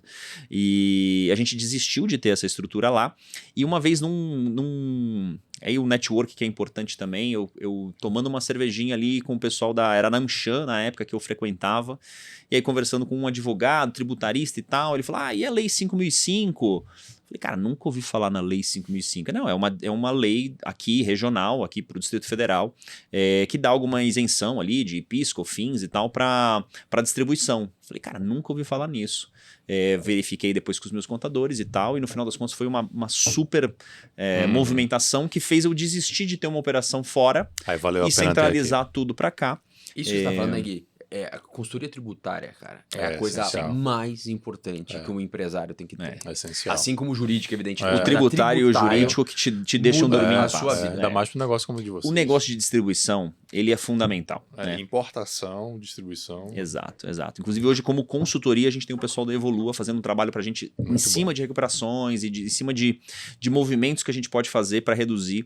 E a gente tá falando de uma empresa, sei lá, que fatura 15 milhões. 1% disso, cara, que eu consigo economizar em... Numa margem de 8%. Exato, 150 pau ali que vem líquido pro negócio, né? E eu digo que essa movimentação tributária é sempre a menos dolorida de todas. Que é um documento, é uma assinatura, é uma informação que eu preciso colocar na nota fiscal, uma mudança de KNAI. E é o que você falou, né? Sai lá de despesa e vai pro bottom online na veia, né? Exatamente. E então a gente ficou com a distribuição aqui em Brasília. Eu vou até fazer um comentário que aconteceu aí há mais ou menos uns 2 anos atrás. a gente vinha renovando a nossa licença da Anvisa, né? Todo mesmo padrão, não fizemos nenhuma reforma, tudo certinho.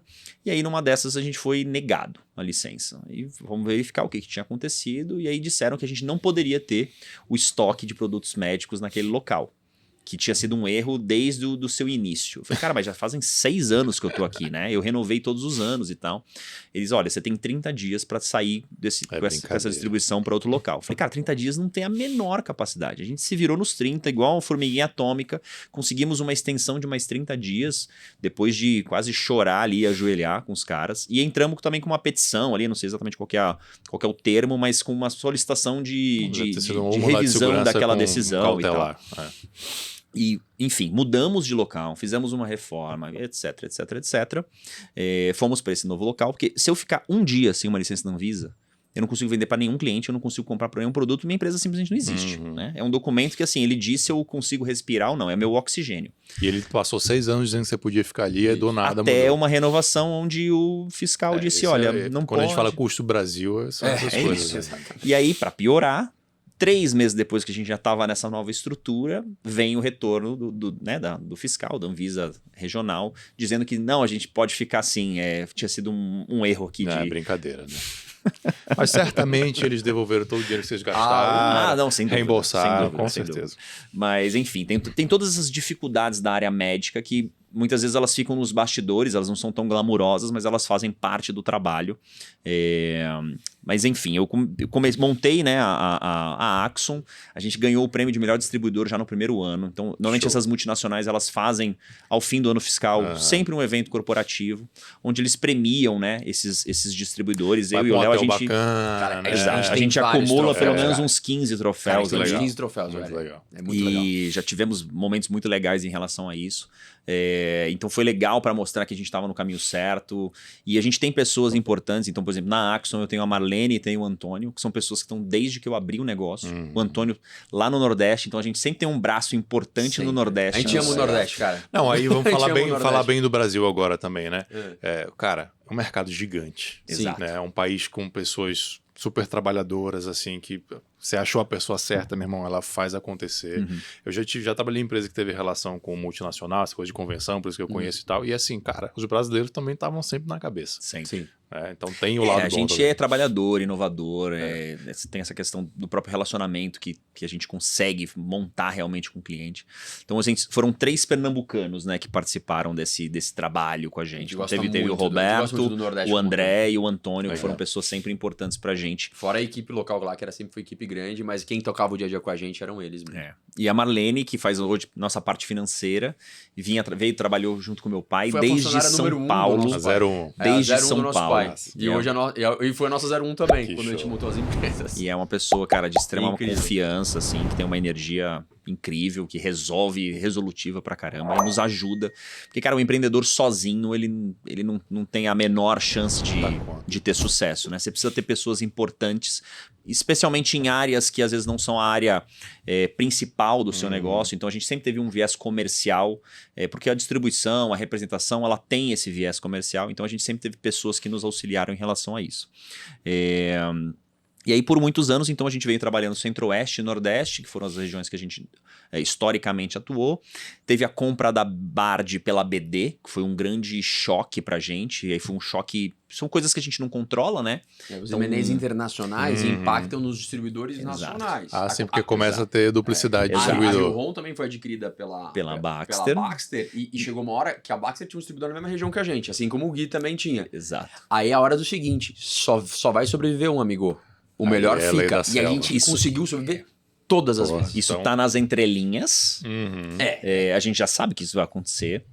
E aí é o momento da gente fazer o nosso pitch, de mostrar o que a gente está fazendo. E, né, tem a parte do diálogo e tem a parte da execução ali. Os dois são E o relacionamento também, né? igualmente importantes. A gente sempre falou isso, né? Como é que a gente se mantém dentro de uma multinacional por tanto tempo? São 2 pontos, relacionamento e resultado, né? Se eu tiver mal em um ou tiver mal no outro, tiver mal nos 2, eu tô complicado. Mal nos 2 você tá fora. Mal nos 2 você tá fora. Você segura por 1 ano, talvez 2 por alguma razão... Se a pessoa que estiver lá ficar também. Mas assim, mais de 2 também, nem ele... Aguenta. Ele aguenta. E aí quando teve essa aquisição da Bard pela BD, eu comecei a olhar quem eram os distribuidores da BD e eu falei, cara, eu não tenho a menor chance com esses caras, né? Eu tinha uma empresa, continuo tendo uma empresa ainda pequena, né? Hoje a gente são 15 colaboradores, a gente tem ali um faturamento ali de seus R$800 mil por mês, então tem um volume de vendas alto para pouca gente, mas eu olhava caras gigantescos, como, né, assim, fazendo movimentações de grandes produtos. E aí, felizmente, no caso da BD, eles optaram por manter o volume, né, os distribuidores locais, porque eles entendiam que se eles repassassem isso para distribuidores maiores, esse trabalho minucioso de campo, ele talvez fosse... Porque os produtos, querendo ou não, são um pouco diferentes. Assim, a gente está falando de descartáveis, Tá. mas eu tenho um valor agregado no meu produto diferente de uma agulha, uma seringa, né, de fazer coleta de exame de sangue. Né? Ali é no centavo, no volume, etc. E o meu, realmente, eu tenho um trabalho mais com o médico, Tá.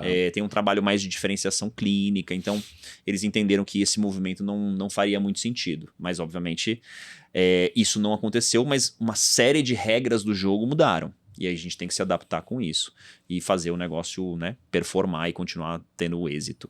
E a gente hoje está com uma marca também interessante, fazendo um procedimento que chama crioablação, que é um procedimento ainda novo no Brasil. Hoje tem 2 empresas que realizam isso. A gente fez um procedimento agora, terça-feira, no Hospital Santa Helena, da Redditor, que é onde a gente faz o congelamento do tumor, né? Hoje, como é que faz a extirpação do tumor dentro de um ambiente cirúrgico, né? Ou você faz, né, o corte, ou você queima aquele tecido, né? Então, eles chamam lá do micro-ondas, da ablação.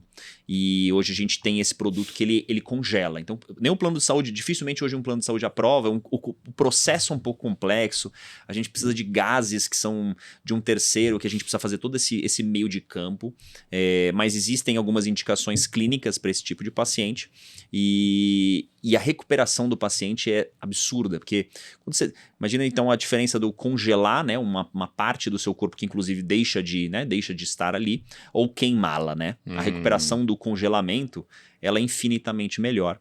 Então é mais um produto inovador que a gente está trazendo, que hoje tem um volume pequeno ainda, mas que pode ser provavelmente o nosso futuro como uma grande marca dentro do portfólio. Volto para aquele ponto do mix de portfólio. Então, estou olhando para a radiologia, estou olhando para a radiologia intervencionista. O que esses mesmos médicos que eu já converso, o que essas mesmas clínicas e hospitais têm em comum de produtos? Tem esse. Aí eu vou entender quem são os distribuidores, quem são os fornecedores e vou conectando produtos que têm similaridade e que eu possa, com menos, né, esforço, conseguir fazer aquilo ser implementado. Né? Então, só conectando aí um pouco de como é que tem sido as nossas estratégias. Porque é um tipo de negócio que a maioria das pessoas não está acostumada. A quantidade de clientes que vocês têm é super reduzida. Então, para crescer, tem que aumentar mix, né? Exatamente. Hoje, a Axon tem quantos clientes aqui? 300 e pouco? Clientes ativos, não 150. É pouco. É pouco. E não tem mais No universo, muito para onde crescer. Aí você tem que começar a desbravar Você tá falando pegando interior. Centro-Oeste e Nordeste, né? Você tá falando, tipo, não todos os estados do Centro-Oeste, nem todos os estados do Nordeste também, mas tá falando de quantos estados que a gente já tem? De 8? Por aí, né? 8. 8. Você tem 150 clientes, cara. É tipo, é um mercado... É bem diferente. Exatamente. Eu queria pegar esse know-how de vocês para tentar sistematizar, assim, lições de venda comercial, consultivo, de produto complexo, de alto ticket. O que vocês... porque assim, a gente consegue transportar isso para outras indústrias, né? Essas lições de vocês. Então, o que vocês aprenderam aí nesses anos? Como é que tem que ser essa venda? Vocês já falaram algumas coisas aqui, né? O lance do financeiro, a questão de, é um produto mais caro, de mais alta qualidade, mas vai te economizar. O relacionamento. Mas tem muita dificuldade aqui, cara. Você fez uma venda que durou mais de um ano. Quais são as lições aí? Cara, eu acho mais ou menos tudo que você disse, mas se a gente fosse colocar em bullets assim, acho que primeiro, relacionamento e entender dentro do teu cliente ali quem são as pessoas de decisão e quem são os influenciadores. Então, por exemplo, a gente vendia centro cirúrgico. Centro cirúrgico, ele é concebido, a ideia 2 anos antes dele ser entregue, porque você está falando de obra Centro cirúrgico está falando de obra. Você tem que construir uma sala, você tem que gabaritar, você tem que fazer todas as fixações de teto, etc. Dentro do hospital tem uma área que chama-se engenharia clínica, que é uma engenharia voltada para os produtos hospitalares. Os equipamentos, isso. E quando a gente fala de um projeto como esse, a gente está falando de engenharia clínica e a engenharia de fato da construção, né, a estrutura do hospital. Tem que andar juntos. Isso. Exatamente. E a gente tem falado muito sobre relacionamento, mas como é que se faz esse relacionamento, né? Acompanhando obra. Chegou o produto, você vai ver se o produto está sendo entregue. O Léo, por muitos anos, e eu também, treinei. Então, chegavam os produtos. E quem fazia o treinamento, quantas enfermeiras e médicos você já treinou em um dia? Eu já cheguei com entrega de cama, eu chegava a ficar uma semana no hospital treinando manhã, tarde e noite, todos os turnos, né? E eu mesmo que treinava, porque eu sempre gostei muito de falar, então para mim eu tinha certeza que se eu treinasse, as pessoas iam usar aquele equipamento que eu prometi pro dono do hospital que teria o efeito. Exatamente. Não adianta você vender um produto extremamente tecnológico se na hora do treinamento as pessoas não sabem usar toda aquela tecnologia. Então, ao longo prazo, depois que eu for fazer a segunda venda, ele vai falar, olha, cara, mas essas camas aqui, as outras, as pessoas que utilizam não veem diferença nenhuma. Ou não gostaram. Ou não gostaram. Falaram mal do teu produto. Então, essa parte que a gente chama de aplicação do produto, ela é fundamental. Assim que a gente cria relacionamento. Estando não só na etapa da venda, mas assim, a gente acompanha se o produto vai chegar, se não vai chegar, se vai fazer a importação. Então, dependendo de cada projeto tem a sua complexidade. Mas a gente está sempre conectado em todos esses momentos e sendo referência.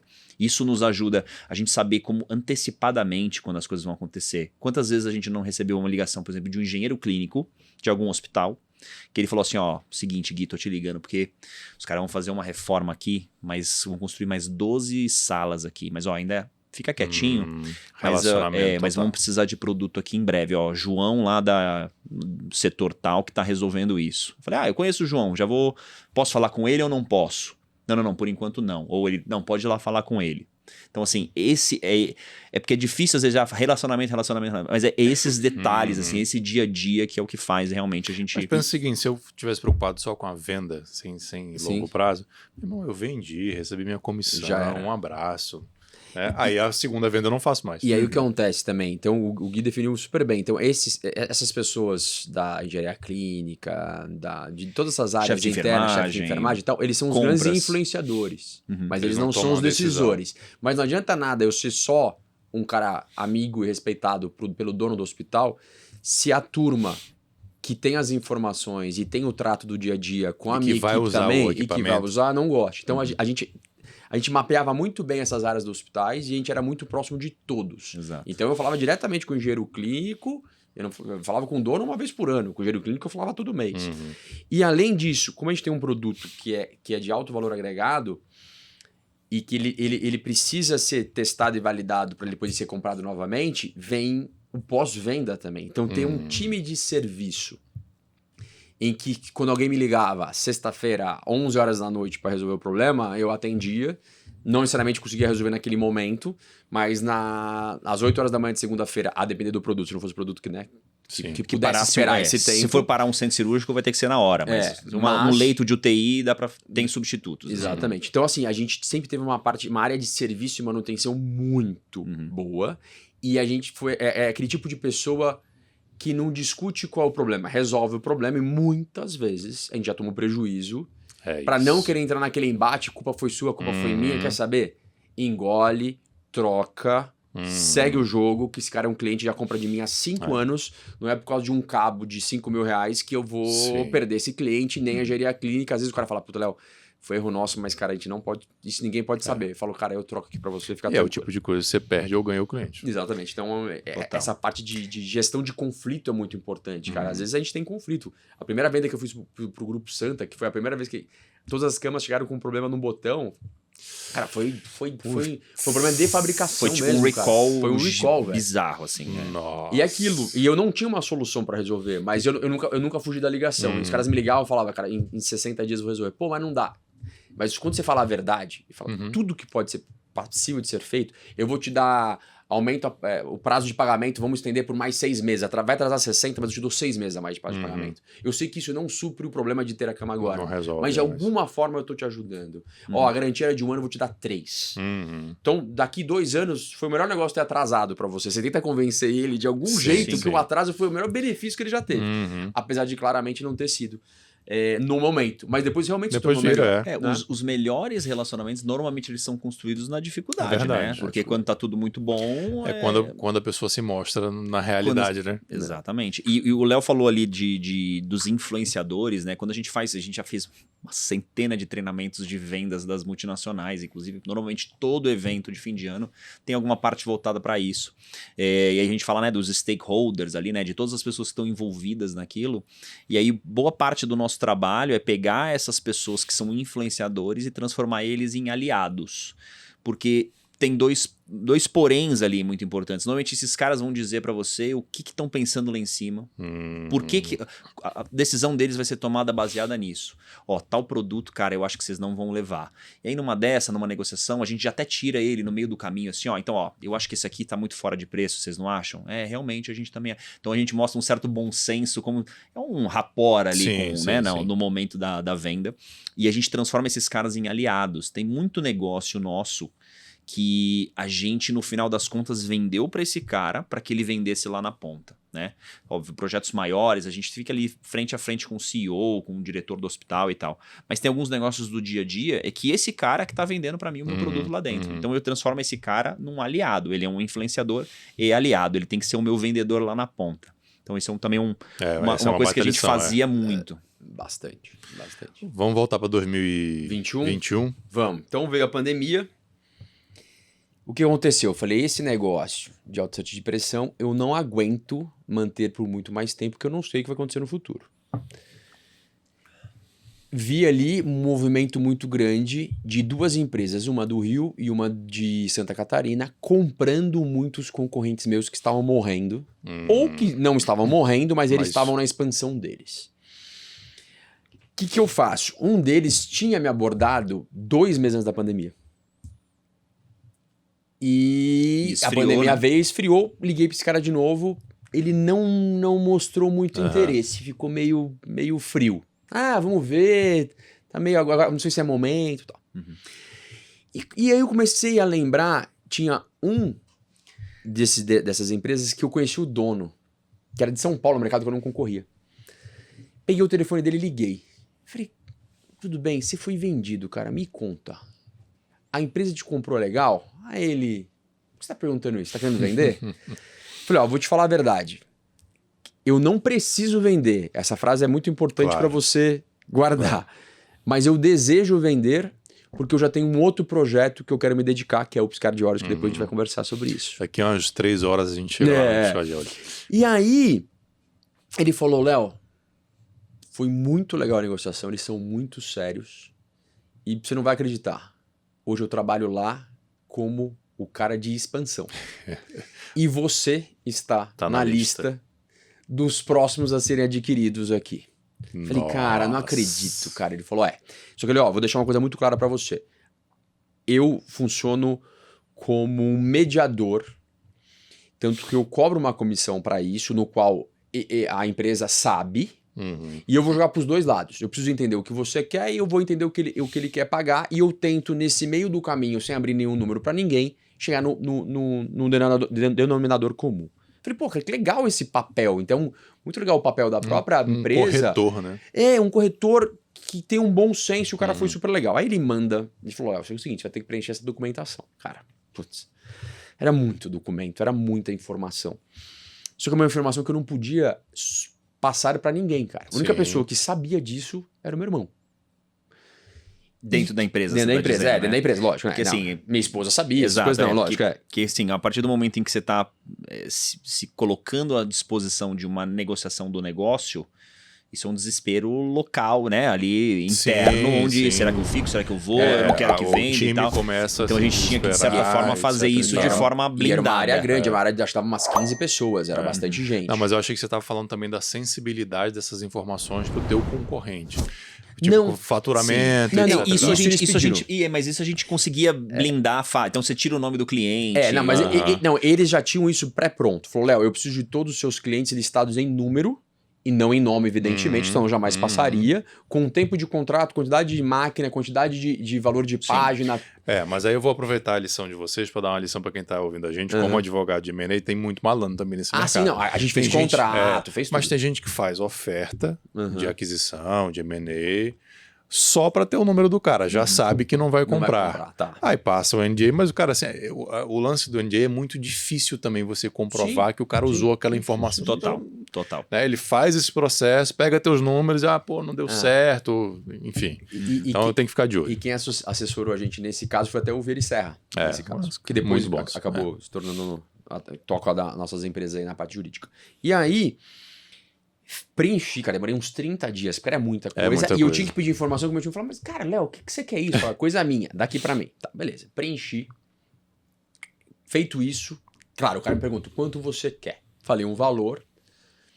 Falou, Léo, não sei, talvez... a gente falou, na verdade, um proporcional ali, tipo um EBITDA vezes tanto. Na verdade, a gente fez um valuation com a Stoic, só que a gente não sabia que esse mercado tinha um método de valuation próprio deles. Um múltiplo diferente, é isso? É totalmente diferente. Não era EBITDA, era vezes o teu faturamento mensal com base no quantidade de máquina por tempo de vida de máquina. A real é que eles compravam muito hardware, né? Eles compravam o meu parque instalado. Exato. A gente foi a 24ª empresa que os caras compraram.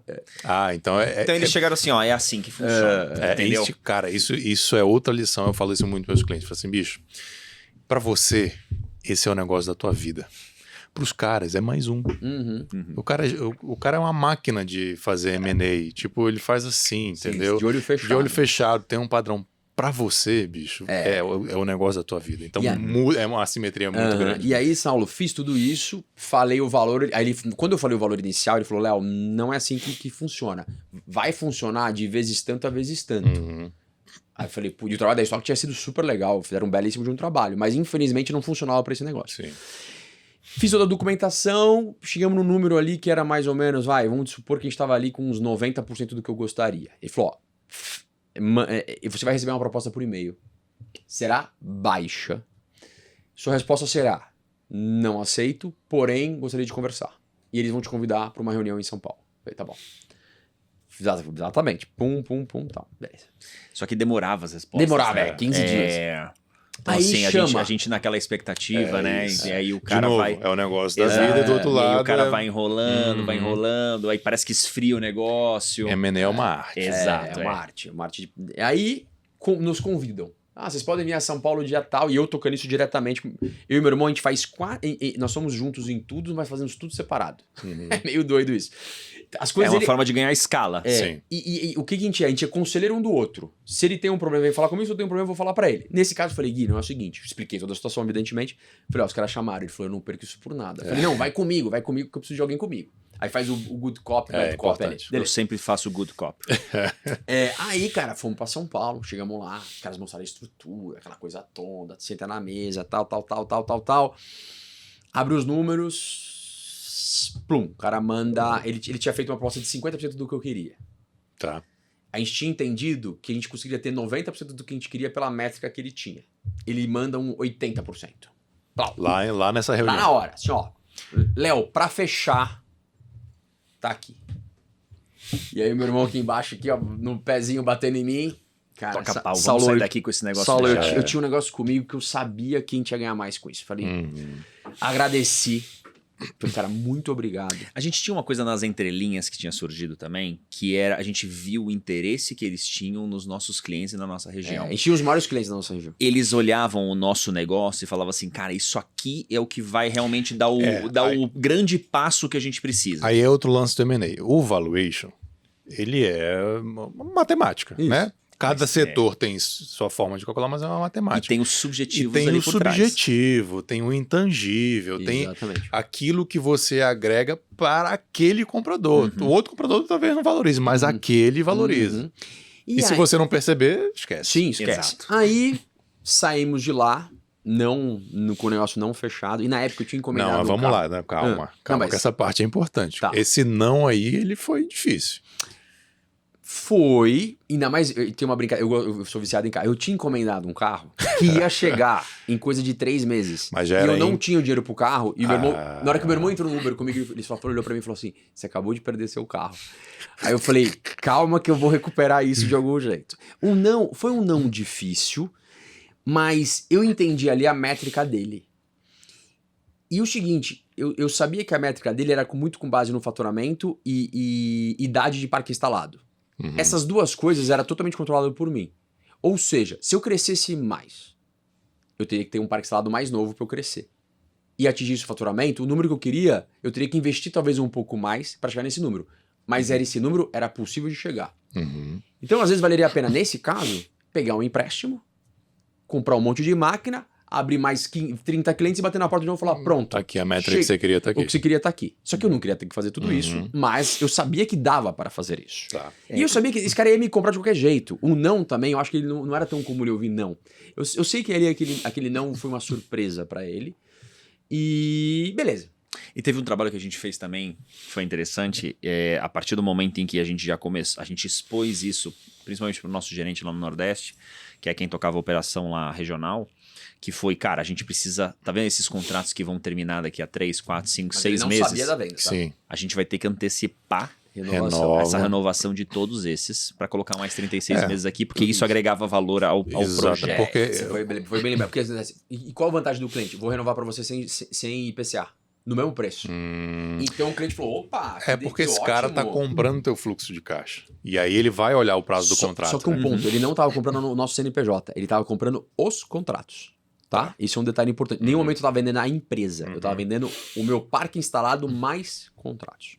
Beleza, voltamos para Brasília. E o que eu falei para ele? Só que eu falei, por favor. Pelo Gui tinha aceitado. Pelo Gui tinha aceitado. Por mim já teria saído de lá com acordo já. Aí voltamos para Brasília, pedi para ele documentar isso por e-mail. E aí, Saulo, aí que vem aquela história toda de você ser bom em números, ser bom em raciocínio financeiro. Ele demorou uns 20 dias para mandar essa proposta. E esse aqui, toda vez que me via, perdeu o carro. Eu falei, filha da mãe. E aí chega o bendito do e-mail. Conforme conversado, segue aqui a proposta, no qual a métrica é de 6 a vezes 8 o faturamento, plá, plá, plá, plá, plá, plá, plá, plá, plá, plá, plá, plá, com a condição de pagamento em 12 vezes, no qual 35% de entrada no primeiro mês, 35% não, era 25, 25, 25, 25. Não, era 15, 15 tá e, né, 30 de entrada, 30 nas 15... pontas e 70 no meio. Tá. E no meio, mês a mês. Ou seja, ele pagava com o próprio negócio. Sim, claro. Parte disso. E na hora que ele escreveu isso, veio o gatilho. Falei, calma aí, mas eu cresço 35% ao ano. Todo ano eu crescia 35%. Sentei e falei, agora é a hora do show. Falei, calma aí, se eu faturo 5 milhões aqui, 35% a mais, vou estar faturando 7 e pouco, algo do tipo, tal. E isso eu vou crescendo mês a mês. Cara, fiz uma conta matemática. Uma condicional. E respondi. Mas com baita apoio de advogados. Então esse é o sim, momento, sim, cara, claro. que seu advogado junto com você... Não, cara, M&A sem advogado, ele vai te conduzir. Esquece. Aí o que te responde? Estamos de pleno acordo com a sua proposta. Com a sua métrica de avaliação. Porém, existe um quesito que é o papapá que eu acabei de falar para você dos 35%. Sim. Então, diante disso, a gente topa um múltiplo fechado. Porém, como você vai pagar em 12 meses, a gente tem que calcular o nosso crescimento. Sobre o realizado de cada um desses meses. Tem muita manha em M&A. Muita manha. E aí, nessa brincadeira, a gente saiu dos 90% sobre o número que a gente queria e colocou para 115, por exemplo, do número que a gente imaginava. Em tese, com a mesma negociação. Com a mesma negociação. E ele gostou e concordando com ele, que é um ponto sempre maravilhoso, né? E aí a gente mandou isso com a contra, como se fosse a conta proposta. Sim. topando e falando que colocaria isso em contrato, caso a gente não atingisse. Poderia fazer um desconto proporcional, super justo. Natural. Claro, com alguns regramentos, a minha equipe fica. Porque se você mandar todo mundo embora... É óbvio que eu não vou atingir. Lógico que eu não vou atingir. Qualidade de serviço, a gente botou um monte de coisa. Tinha um mínimo também. Tinha um mínimo, Tinha um mínimo, porque Tinha um a gente mínimo, mas- conversou com um cara... Você lembra dessa história? Lembra que o cara vendeu 3 meses antes da pandemia, a empresa do cara passou a faturar 0 durante 5 meses e o cara não tinha mínimo. Ou seja, ele foi vendido acabou ganhando metade do que ele iria receber, sacou? Tem muitas essas mães, principalmente aí no earnout, que eu acho que não foi o caso de vocês não ficaram na empresa. Mas o cara, na negociação... O que é o earnout, né? Para explicar pro pessoal. Tem a aquisição, só que às vezes, muitas vezes, na verdade, a empresa que adquire quer continuar com os donos. Porque eles viram executivos da nova empresa, porque eles conhecem todo mundo, tem relacionamento, sabe vender, etc. Então eles que vão fazer crescer. E aí vem um bônus para esses caras ficarem, que é chamado de earnout. Esse bônus, obviamente, é de acordo com a performance. E o que faz brilhar os olhos dos donos é o earnout, porque ele vem muito gordo, né? Vem muito gordo. Só que o que os caras fazem? Vocês ficam. Mas troca toda a equipe, alçada, decisão de gasto, o marketing é meu, tudo é meu. Ou seja, a tua venda vai fazer sim aquilo que você achava que ia ganhar, porque você está 8 anos fazendo aquilo, 6 anos fazendo aquilo, você deu mal. Exato. E a gente se blindou muito bem disso e mandamos essa contraproposta. Avisamos lá o mediador adorou, falou, cara, acho que tá perfeito, acho que isso passa, acho muito difícil isso ser negado. A tua tese tá perfeita, cara. Você concordou com o cara, né? Não tem como falar que não. E o grande ponto, né, que a gente vê assim dentro da advocacia, né, é conseguir traduzir tudo isso que a gente tá falando, negociando numa forma escrita, né, cara? Esse é o segredo do negócio. É difícil, porque a gente, no verbal, você fala bem, mas aí você pegar o matemático, que é, pô, você fez uma fórmula matemática lá. Foi isso mesmo. Né? E os condicionantes, transformar isso em escrito juridiquês, cara, é difícil. E aí, Saulo, os caras demoraram, sei lá, uns 40 dias pra responder aquele silêncio sepulcral. Estamos um belo dia na festa de fim de ano da empresa, que no nosso caso é em outubro. Puta, foi mesmo. Por causa do ano fiscal. Por causa do ano fiscal. Foi mesmo. Toca meu telefone. O dia inteiro de apresentação. Isso, o dia inteiro. Não olhei celular, não olhei computador, nem nada. 8 horas da noite toca meu telefone, o Léo, do Vericerra. Você não vai falar nada? Eu falei, falar nada do quê? Você não viu seu e-mail? Eu falei, não. Tipo, e-mail das, sei lá, meio-dia, assim. Era 8 horas da noite. O Léo já agoniado. Tipo, cadê vocês? Ele falou, não. Eu falei, não. Ele falou assim, parabéns. Você vendeu a tua empresa. A tua empresa não, o teu negócio. Cara, assim, todos os funcionários, inclusive os funcionários, queriam pra essa transição, cara. Foi um que a gente sabe que não é fácil, né? Tem que contar, explicar, o cara fica com a insegurança. E ninguém sabia, cara. Eu não sabia o que fazer, eu olhei meu irmão, chamei meu irmão. É um misto de emoções. Chamei meu irmão, tinha uma sala lá, que é onde a gente tava. Olhei pra ele e falei, mano, você não acredita, a gente vendeu por cento e tantos por cento do que a gente queria, a gente conseguiu, a gente se abraçou e tal, voltou pro negócio como se nada tivesse acontecido. Respirou, adrenalina. Aí eu terminei e falei assim, seu carro tá chegando? Sim, e o carro nessa história? Chegou. Mas deu tempo de receber e pagar? Deu, cara, assim, coisa de 20 dias. Deu coisa de 20 dias. Pix. Nada motiva mais do que uma dívida. Exatamente. Mas vocês não pegam empréstimo? Exato. O cara teve que com comprar banco, um carro. Ele quer carro. E eu só compro à vista, inclusive os carros também. Nem isso eu financio, pra você não saber o trauma que eu tenho. Aí... fazemos essa negociação, fechamos essa venda para o negócio começar dia 1º de janeiro. Então a gente fechou no dia 20 e poucos de outubro, para começar 1º de janeiro, super rápido. Mas calma, vocês fecharam ali as condições, né? Porque aí ainda vem contrato. Não, então, mas foi isso, Saulo, de meio de outubro até dezembro, tudo foi feito. Insano. Aí a transição, insano, né? Inclusive equipe, dezembro eu comunico toda a equipe, comunicação de cliente, janeiro começa a transição. E para finalizar essa história, no final das contas, termina o ano em que eles assumiram toda a minha equipe, e isso foi uma coisa que eu fiquei muito feliz, que eu pedi muito. Foi muito legal. Claro, depois no caminho alguns foram desistindo, porque muda a metodologia, muda um monte de coisa, mas eles mantiveram os salários, inclusive com aumentos para alguns. A única coisa que eu falei, eu quero todos os meus funcionários dentro, e eu não quero nenhuma perda salarial. Eles garantiram as duas coisas. Botaram em contrato ou foi verbal? Não, porque ele falou, não vou botar em contrato, porque você já fez um histórico de criminal. Eu falei, puta, não. Ele falou, então, se tiver alguma coisa grave, mas eu te garanto que eu vou... O dono da empresa que fatura 500 milhões, ele entrevistou comigo todos os funcionários.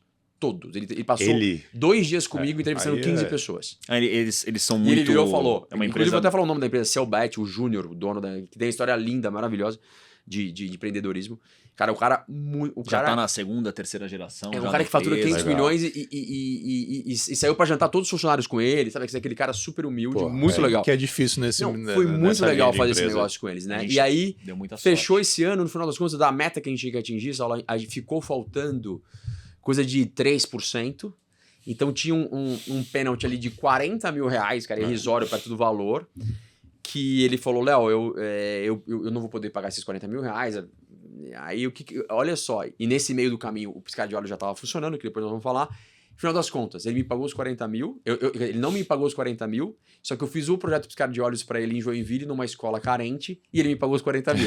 Muito Até bom. assim, até nesse fechamento foi bonito. Com uma ação Legal, social referente ao valor faltante. Então foi Que uma show. baita história. E esse dinheiro que a gente recebeu foi o dinheiro que a gente fez investir em X negócios, que eu acho que agora que a gente começa... Menos o carro. Menos o carro. Menos o carro que É, o que a gente desconta o come- carro. A gente Isso. tem, a gente, Comprou o assim, carro também, Gui? Cara, a gente... Não, Não, meu irmão, gostos Não. diferentes.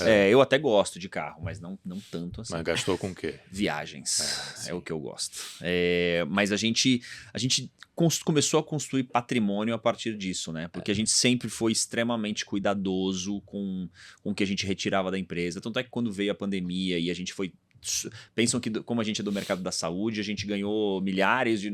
Cara, os produtos do nosso portfólio que poderiam ser vendidos, então a gente está falando de leito, de respirador, de esses produtos que a gente tinha vazão para trabalhar no mercado, como a gente era um representante e não um distribuidor, eu não tinha estoque local, eu dependia do estoque do fabricante.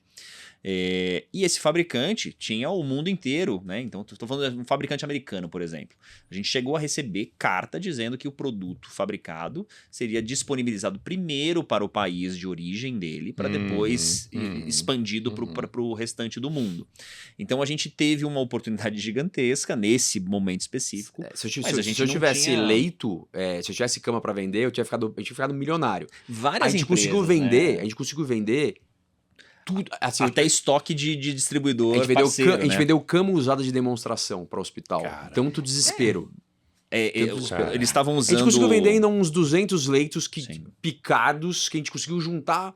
Cara, assim, Foi atrás. se eu tivesse 2 mil, eu teria vendido 2 mil. Exato. Entendeu? Exato. Foi um momento em que, cara, metade dos meus produtos não eram vendáveis E os ali, outros porque tava tudo explodiram. fechado, e os outros não tinham explodiram. como vender. Então você tinha que meio que se virar nos 30 ali para entender o que estava acontecendo. Inclusive, a gente, fechei um negócio gigante numa rede grande e proposta assinada e tudo certo. E o fabricante falou: cara, desculpa, mas eu não consigo mais entregar. Esse produto não chegou, parou não sei aonde. Que tava uma loucura, né? Depois a gente já trabalhou até com teste de Covid, né, cara? Teve essa. A gente foi na onda de teste de Covid. Essa história é boa. O timing. Essa história é boa porque a gente tomou um prejuízo. tomou uma régua. Podia ser muito pior, Podia ser né? muito pior, Podia cara. ser muito pior. Mas vale a pena contar O isso. que rolou? Nossa, que época muito louca, né? Só um detalhe, a gente fazia, o teste de Covid tinha a prova de vida, né? Tinha tanto golpista, tanta malandragem nesse negócio, quando começou a chegar os testes de Covid no Brasil, que tinha um tal do teste de vida, que o cara pegava um telefone, mostrava o estoque dele de produtos, falava com quem ele estava conversando, que dia que era. Dia que era. Então assim, é como se fosse ali um Eu sequestro, fiz sabe? vários. Quem É cuidou o mais jornal disso fui do eu. dia. É mesmo. Eu que enfiei todo mundo nessa fria e eu que fiz todo mundo sair dessa fria. Sair não, empatar, pelo menos nessa fria, mas contando Não, a história. antes de você contar, eu preciso lembrar, cara, o papo tá voando aqui, eu até esqueci de pedir de novo, pessoal, comentar. Comenta aí se vocês estão gostando da história dos caras, que é realmente história sensacional. Clica no link dos patrocinadores, lembrar aqui da parceria com a Ad Valorem, que é o nosso parceiro premium aqui do Rainmakers e faz o Rainmakers acontecer. E manda essa história aí para quem quer ser empreendedor, para quem já é empreendedor, para quem está passando por um M&A, que eu acho que é importante, para quem trabalha com vendas complexas também, de Empresa familiar empresas também, familiares que a gente falou um pouco. também. Questões financeiras, enfim, aqui, cara, é um MBA aqui no podcast, mas conta a história agora Saulão, do teste qual do que Covid. foi? A gente era da área da saúde, a gente tem empresa com todas as licenças de Sabe saúde. importar, Sabe, tudo. começou, gente não parar de Lógico. ligar pra mim e pro meu irmão. Você tem teste de Covid? Você tem teste de Covid? Você tem teste de Covid? Puta, a gente não tinha, só que a gente não tinha também dinheiro pra comprar. A gente não tinha vendido a empresa, nada disso. Aí eu tinha um grupo de amigos meus que que eu levei essa demanda para eles. Eles são uns caras bem fortes, investem em vários negócios e tal. Falei, gente, eu tô com isso na minha mão, só que eu não tenho dinheiro para colocar. Então a gente colocou algo como fosse, a gente colocou mais ou menos 1 milhão na compra, a gente entrou com 200 mil e eles entraram com 800 mil reais. Na época, Pra comprar um lote, pra comprar né? um lote. Nessa época, só o teste de Covid em média era vendido entre 200 e 250 reais. Nós compramos por 80, mais ou menos. 80, Uns 80, 80 e pouco. 70 e pouco ali. 80, 70, 80 e pouco. E ele tinha Anvisa. No dia que a gente comprou, era bem no começo da pandemia, só era comercializado teste de Covid com Anvisa. E a gente também tinha o teste, cara, qual que é o teste? Esqueci agora. Mas não precisa nem falar nome. Não, mas a gente tinha uma homologação adicional pro produto. Era muito bom o produto. Que fazia com que o produto fosse assim, o creme de la creme, né? Mas para vender para laboratório ou aquele de farmácia? Era o de farmácia. Tá. Era o teste rápido, né? O de dedo. De dedo. Tá. Porque até então nem tinha nem o de nariz ainda, não tinha nem sido produzido, era só o teste de dedo. Exato. E era um teste que precisava de volume, né? Então, assim, era o teste que o cara fazia ali com muita velocidade, né? A gente precisava de muito teste. Aí a gente comprou, só que entre comprar e ser entregue pra gente, o presidente na época baixa um decreto liberando todos os testes, independente se era de Anvisa ou não. Aí o preço foi... Então... Quando chega, a gente consegue ainda vender 1.000. A gente comprou, acho que na época, vamos lá... 100 mil unidades, vai. Não é tudo isso, não. Dava 12 mil. Era 1 milhão dividido por 80. A gente acho que dava 12 mil testes. Isso mesmo. No dia que chegou, eu vendi... E eu que fiquei responsável por isso. Eu vendi 1.000 e poucos a 180 reais. Sim, a gente já tava com algumas demandas, a gente já foi vendendo. Cara, pra você não saber, a gente botou dentro de um storage. Cara, eu botei câmera, que eu tinha que mandar vídeo pros caras falando, tá aqui ao vivo, olha aqui. A gente começou a ser o sequestrador. O nosso produto é de verdade, tá aqui, vou dar tchau pra você na câmera. Cara, mas loucura. Que isso. E aí, Saulo, a gente falou primeiro 180 reais, a gente falou, nossa, aí um cara veio por 140, de não vamos vender não. Aí cai o decreto. Cara, o preço faz assim, Saulo. Plá. Pra você ter noção, os testes começaram a ser vendidos em coisa de 30 dias... a 50 reais. A gente comprou 80. Depois caiu pra 25. Depois caiu 25. 14. Depois 14, exatamente. Chegou assim, 10 reais o teste, tá? Exato. Bateu o desespero, todo mundo com prejuízo gigantesco. E eu tomei isso com uma coisa pessoal minha. Você eu tinha botado o meu irmão e meus amigos nessa história.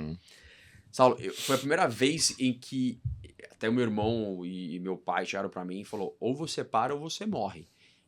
Da minha filha, minha sobrinha tá falando comigo e eu não tá conseguindo raciocinar.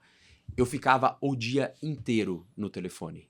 Tentando vender. O dia inteiro, Saulo, exato, fazendo vídeo, falando. Cara, eu vendia uma caixa, eu pegava o meu carro, saía e ia entregar.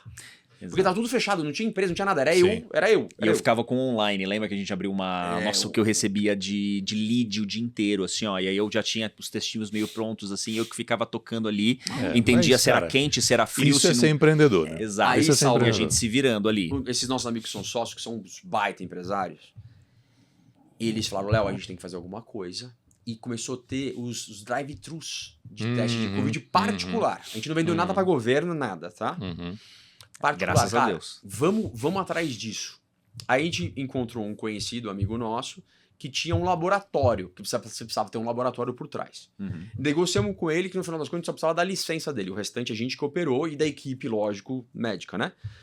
Cara, a gente montou 4 drive-thrus. Então, na frente